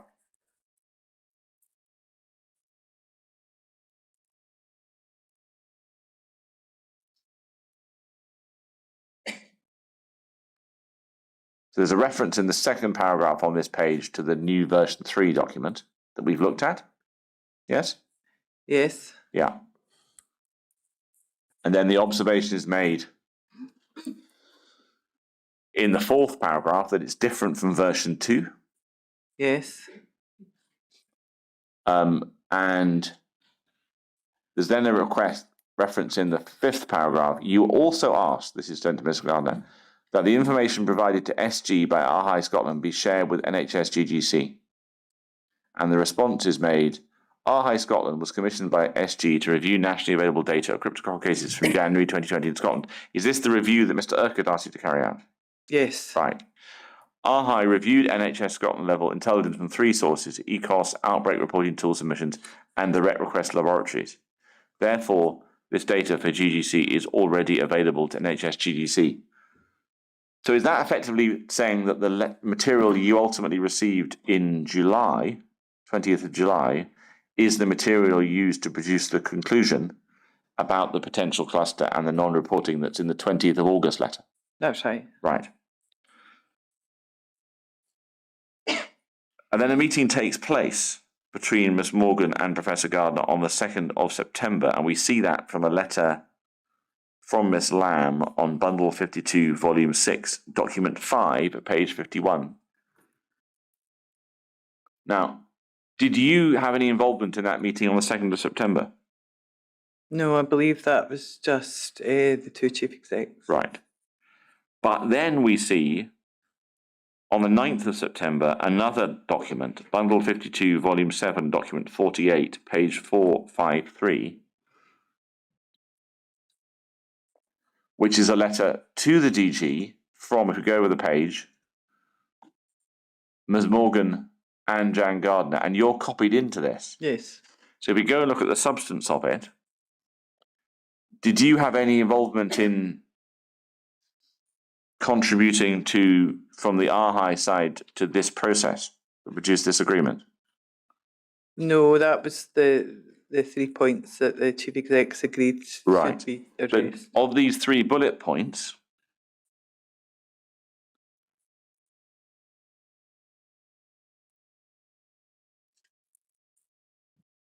is there more information that was provided to you by GGC about Cryptococcus cases on the 5th of September? Yes. So given we discussed on the 20th of September, you required information about place, time, place, underlying health conditions, treatments. What sort of information is the additional information that came in on the 5th of September? So the first letter from the Director General outlines the information that they're to share by with RHI, but I think the date she gives is by the 8th of September. That was the... So that's the letter back on the 20th of August? Yes, yes. I think there she sets out the information that's go back to CNOD and the information that's go to RHI.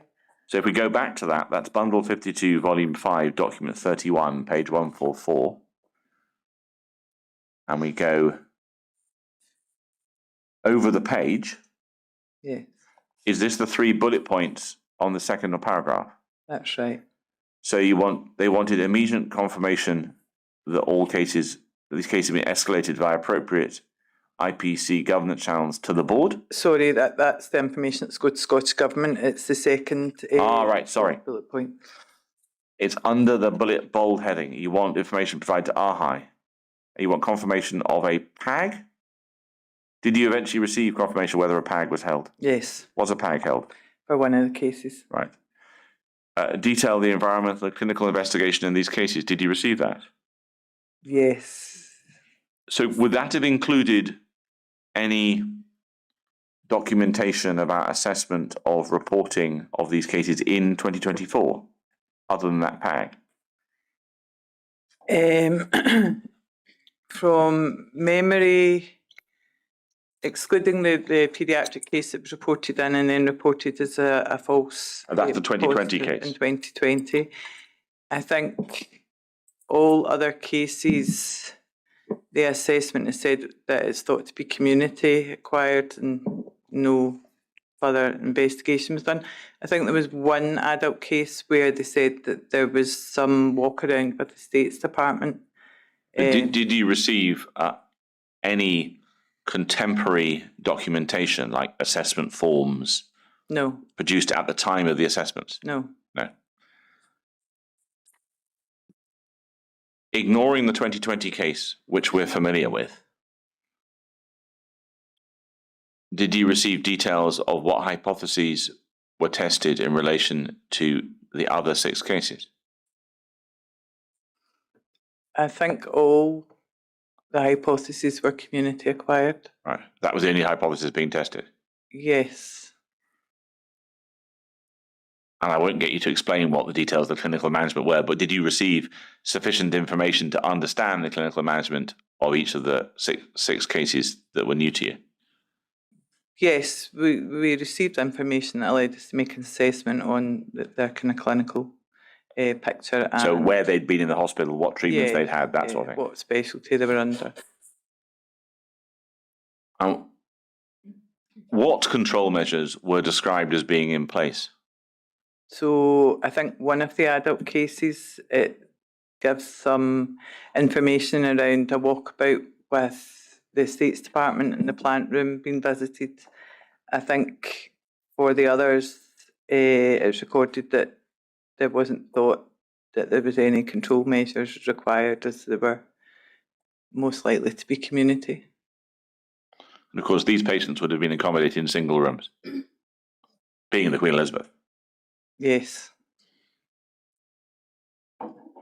Not Also, necessarily. human-to-human transmission is not something, so a control for Cryptococcus would be, you would be looking at environmental factors. So did you find out whether any of these 6 patients were accommodated in HEPA-filtered isolation rooms? No, we don't have that detail. You don't have that detail. Okay, if we go back to the letter on the 9th of September, so that's bundle 52, volume 7, document 48, page 453. So you received the information on the 5th of September. RHI is liaising with CNOD, is that the Chief Nursing Officer's Directorate? Yes. Regarding additional reporting requirements. What might that be? So the letter that went from Director General asking Glasgow to share data, we were then going back to CNOD to ask what did they want us to do with the data, what was the end product they were looking for. Right. And then the second bullet point was this one that would have involved you. Yes. And am I right in thinking this relates to effectively the continued editing of version 2 and version 3 and now potentially version 4 of the SOP? Yes, so the small group, myself, Julie Critchley, William Edwards and Sandra Devine have met a couple of times, and that was one of the first things we looked at, I think. Now, Mr. Edwards is not a name we've come across. Who is Mr. Edwards? He's the Deputy Chief Exec for GTC. Right. And you're going to hold some facilitated development sessions after the 10th of October? Yes. Any particular reason why the 10th of October was picked? I think given that we were quite small teams and myself and Julia were both witnesses at the Scottish Hospital inquiry, we asked if we could wait till... I understand. Now, the 2 chief executives say, we hope this provides you the assurance that GTC and NSS are committed to working collaboratively. We ask that you be kept informed of progress. We'll provide you with an update following the first development session at the end of October. Now, since that letter went, there's also a reference in the middle, which I didn't draw out, of the middle bullet point, to reinstating weekly operational meetings in the 3rd line. Yes. Now, you previously told us when you gave evidence that you were having weekly meetings with Ms. Devine. That's right. And these stopped. When did they stop? I can't remember exactly. In November, I want to say, November time, 2024. So to what extent would it be self-centered of the inquiry to note that they stopped just after our Glasgow 3 hearing session, when you and Miss Devine are given evidence? I couldn't make any comment. Miss Devine stopped the meeting, said that they had kind of served a purpose and there was no longer... Sorry, I just missed that. You sometimes allow your voice to drop. Miss Devine emailed me to say that although she found them useful, that they had been going on for some time, longer than anticipated, and that we should stop the meetings. And I think in the email there was some reference to Scottish Government roles and remits of RHI being revisited. I can share the email again. Well, it'd be helpful if you did, but the thing that occurs to me is, my recollection is that you requested the meetings following the IMT meetings in the autumn of 2019, when you and Miss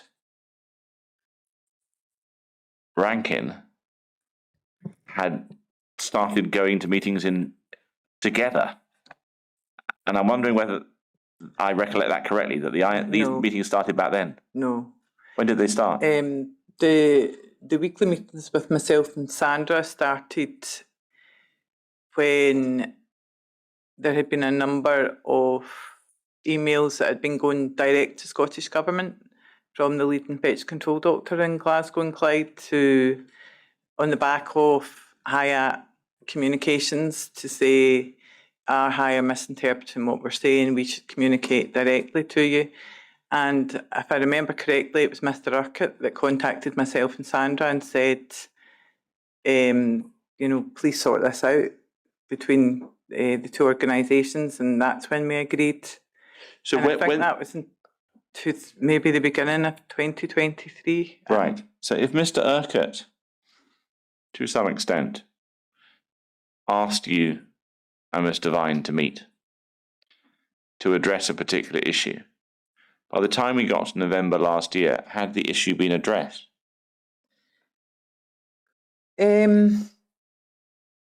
We've certainly done some training sessions with the ICNs in Glasgow around the outbreak reporting template and how, to report things in. The issues might have not been there because the ICNs were doing more reporting. The issues were more about maybe requesting information from the infection control doctors when they were reporting in incidents. So can you expand that? What information? So if there was incidents being reported in and we were going back asking for questions, or we felt we were maybe not getting the information timely or the full information, and that was. And then you were asking them to get information from the doctors? So in the boards, it might be an infection control doctor that completes the ORT or fills out the information around That's the online reporting tool? Yes.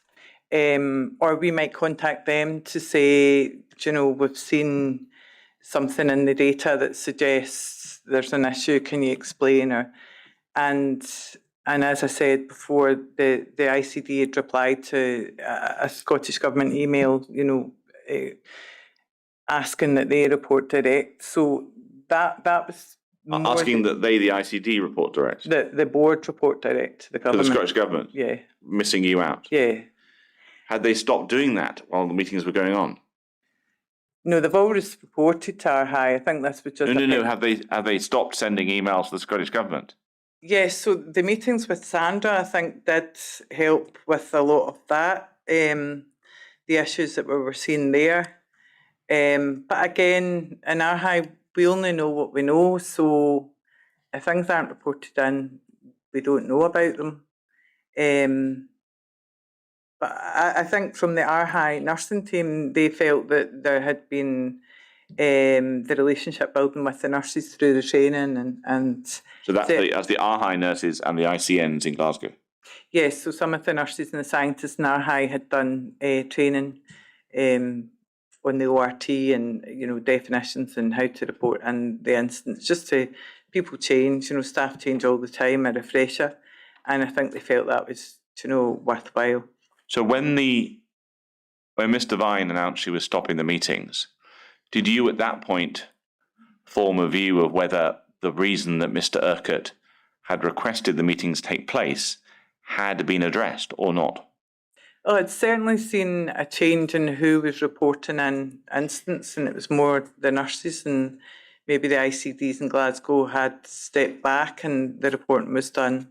So we maybe weren't seeing the same incidents when Sandra finished the meetings. When we think about the correspondence, about the attempt to get information about these 7 or 6 Cryptococcus cases between November and, September ultimately of this year,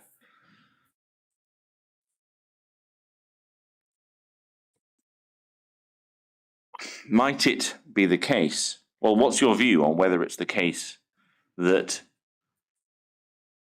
the reason that there's still an issue that requires to be addressed between RHI and GGC? IPC? I think there is still an issue that needs to be addressed, and I think that's what we're suggesting, that the facilitated development sessions are held so that we both have a common understanding of roles and remits and what's expected. So when you say those remits, you mean how you report within Chapter 3 of NIPCM and Appendix 14 High Art? And also the role of our high when we come back and ask questions. I think that's when we get a pushback, that if something's reported in, then that should be accepted. That you will go back and ask questions? Yes. Given that you said you had joint training between some of your nurse consultants and some of your scientists and some of the ICNs in Glasgow, and that you had a year or more of weekly meetings with this Divine, why do you think that a new set of facilitated development sessions will make any difference? I think it's looking at the wider team as well and getting that understanding. Both the chief executives are very open and that they want to support this, and that this should happen with the wider teams, not just myself and Sandra. I appreciate the chief executives are now involved, and that presumably might make a difference. But is there anything else that's changed since November 24 that either would give you, as clinical lead at RHI, more or less confidence that these development sessions will make ultimately the difference that's required?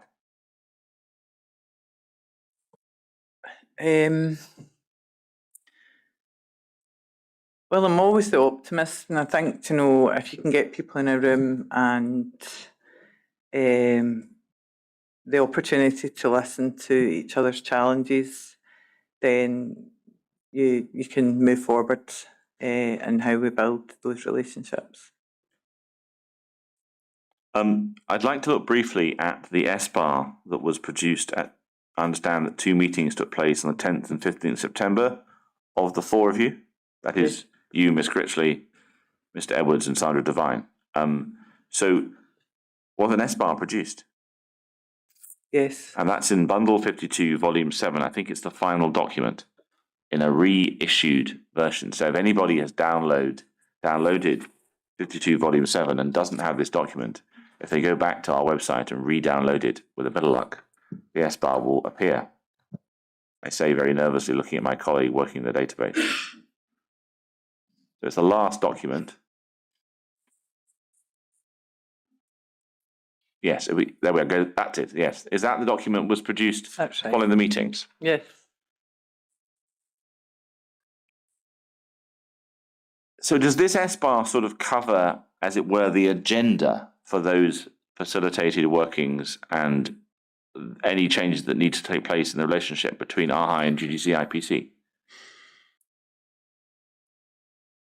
An agenda for... Well, what I'm trying to say is, you've obviously set out in the letter between Ms. Morgan and Professor Gardner a series of action points, 2 of which, one involves joint meeting and this SBAR, and the other involves facilitated development sessions. And you've listed them both there. And what I'm trying to understand is, if the inquiry wants to understand what's now going to be done in respect to those 2 bullet points, do we find it in this SBAR? Can you go to the next page? Certainly. Page 484.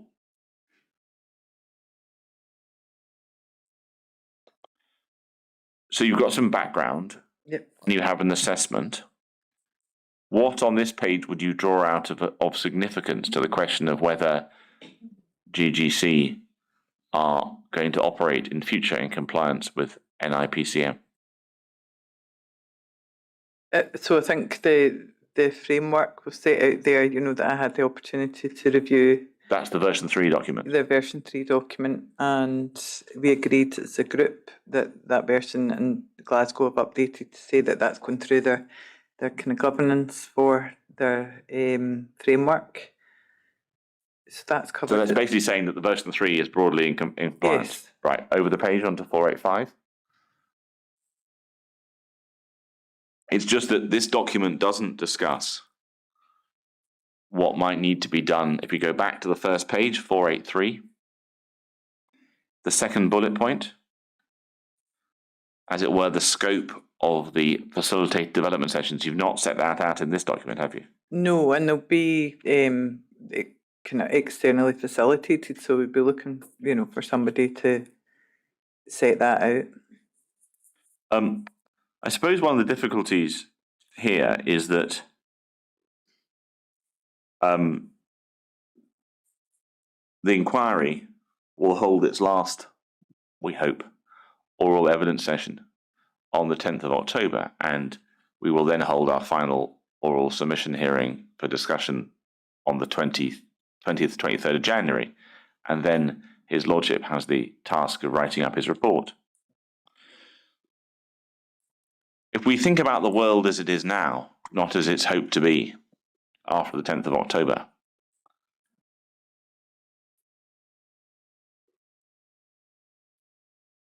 do you have confidence that now NHS Greater Glasgow and Clyde is reporting now infections in compliance with Chapter 3 of the National Invention Prevention Control Manual? I think if they're following version 3, then they should be reporting in against the manual. However, the assessment of the Cryptococcus cases has kind of made me more aware that there's maybe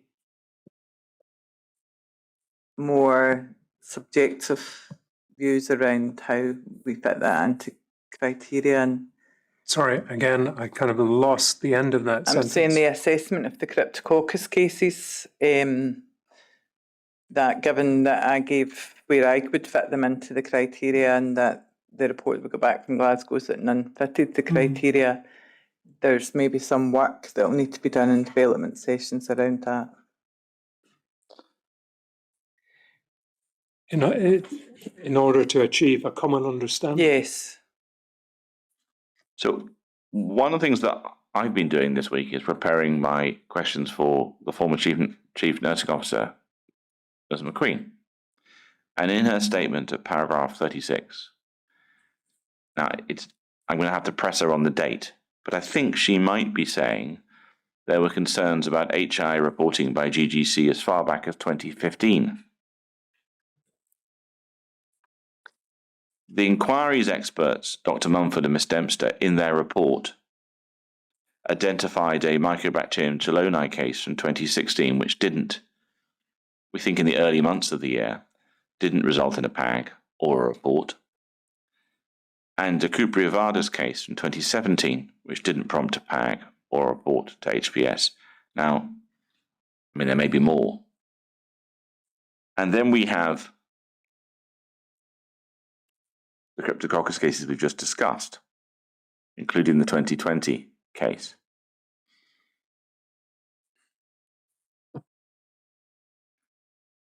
Should the inquiry have any concern about a pattern of non-reporting over a number of years? And what information does RHI hold about, as it were, the history of concerns it has raised and have been raised with it about non-reporting? I think that's quite difficult to answer, and I know I've said on a number of occasions that RHI only know what we know. There might be other boards that have, infections that have not been reported in either.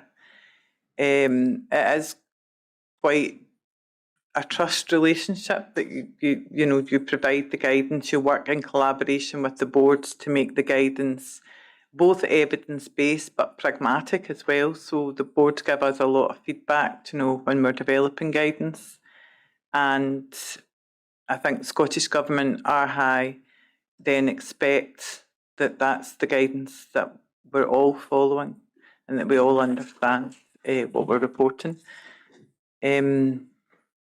So I'm not trying to avoid giving you an answer.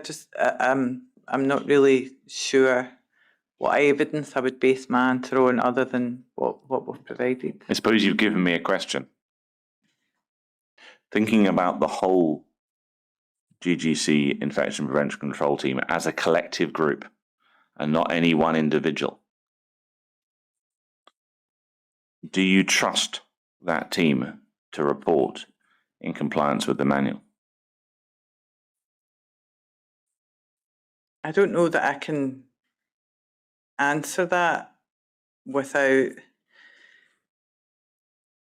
an evidence base to say. I think I have questions when it's difficult to get information, or when there's been an assessment made that they don't need to report, and then we maybe see it in a different way. I think there's times where they have maybe not reported in as I would expect, and I don't know if that was, as I said in my statement, part of version 2 of the framework that had actually built internal guidance that allowed them to do that within their governance structure that wasn't shared with us. I mean, I think going forward, version 3 does align, and I would hope that there is more of a synergy against the manual and what we see coming in. Well, Lord, I think that's probably all the questions I have, but it might be a good moment to see if any of the other core participants have any further questions they would like me to ask.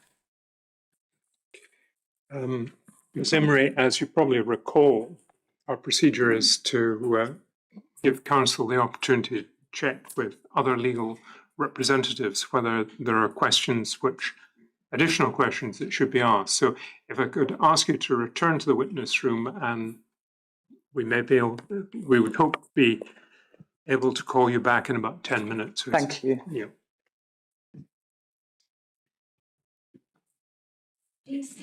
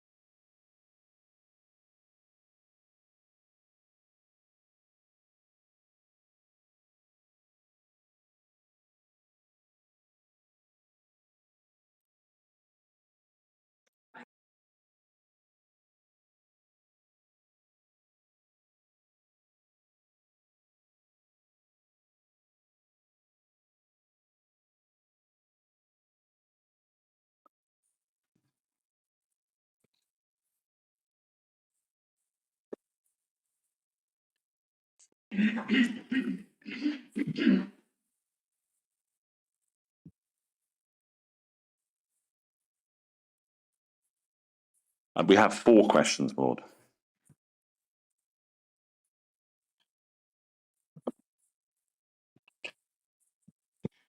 Perhaps 4 questions, Ms. Imrie? First question is, it depends whether you know this. So, are you aware of an issue around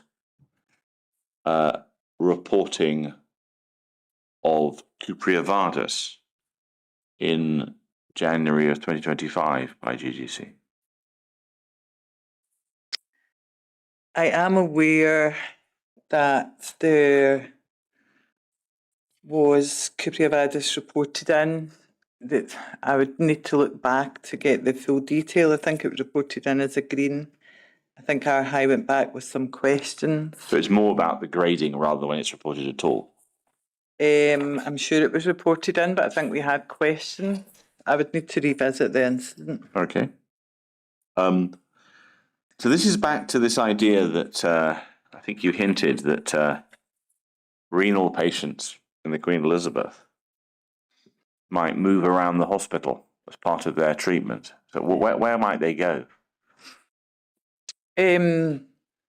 So renal patients, when they get to the stage where they've either had a transplant or they're awaiting a transplant, there's renal medicine. They might have been to outpatient dialysis, outpatient clinics.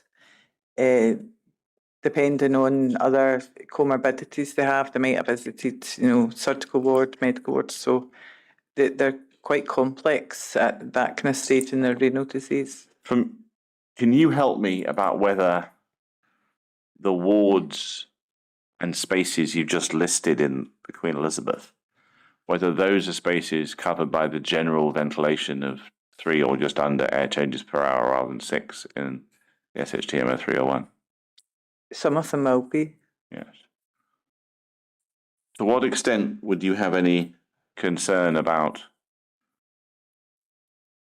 the impact, the risk that lower air change ventilation might pose if there is Cryptococcus environmental source effectively in the hospital? Does that cause any concern to you? I think it's more complex than just the air changes. You need to understand the whole kind of ventilation system, the air entry. I think some of the pest infestation, plant rooms, but there's also been in corridors and other places as well. So When we say pests, we mean pigeons. pigeons, yeah. So you don't feel you can draw that out as a particular concern?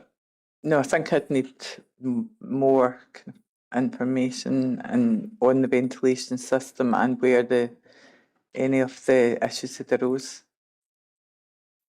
And in a sense, that information would have to wait until you have more information on whether or not there is actually a cluster here, rather than a suspicion at this stage.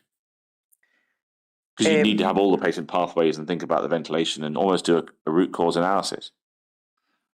So yes, that might be something that we would ask if the board have done, if they're able to share anything like that with us. One of these, possibly a simple question is, you work at RHI. Dr. Inkster works at RHI. What's your experience of working with Dr. Inkster?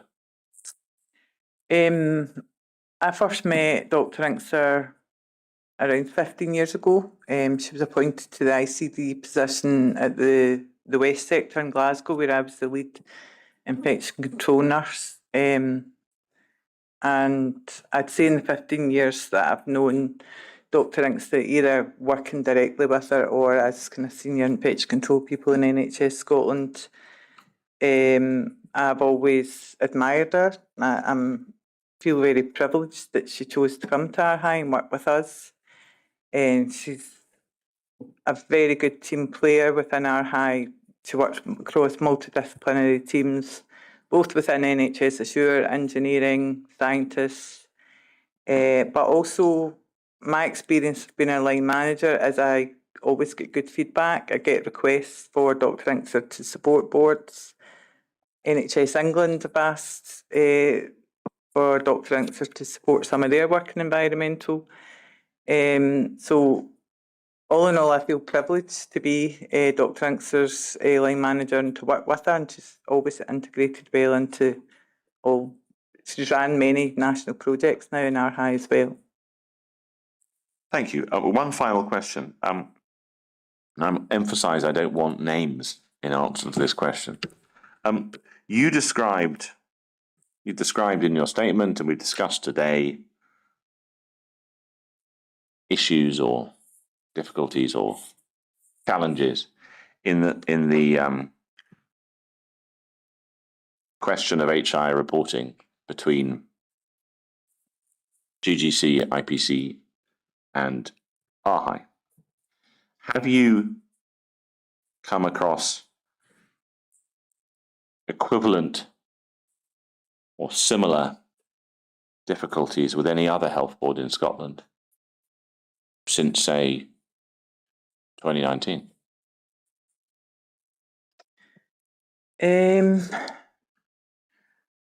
No, I think in that time I've escalated maybe one IMT to Julie as my line manager.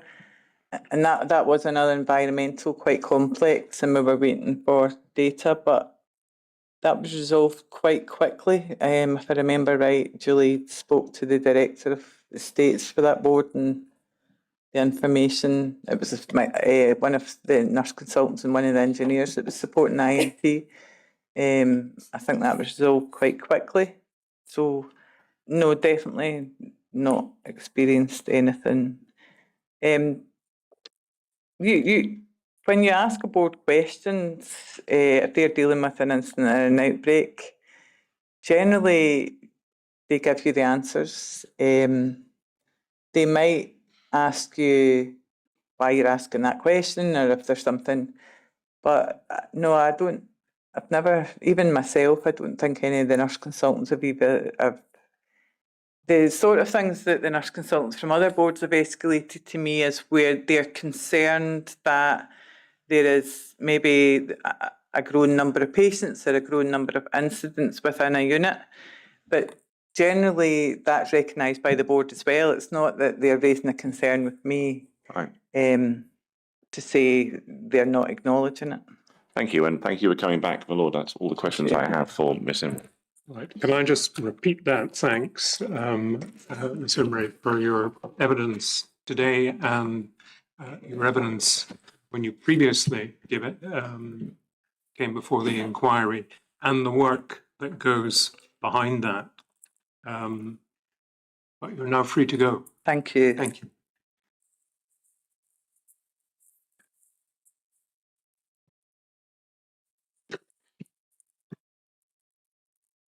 Well, Lord, we have Mr. Wright this afternoon. It's Mr. Connell who's taking it. Right.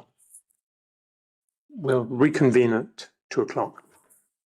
Please stand.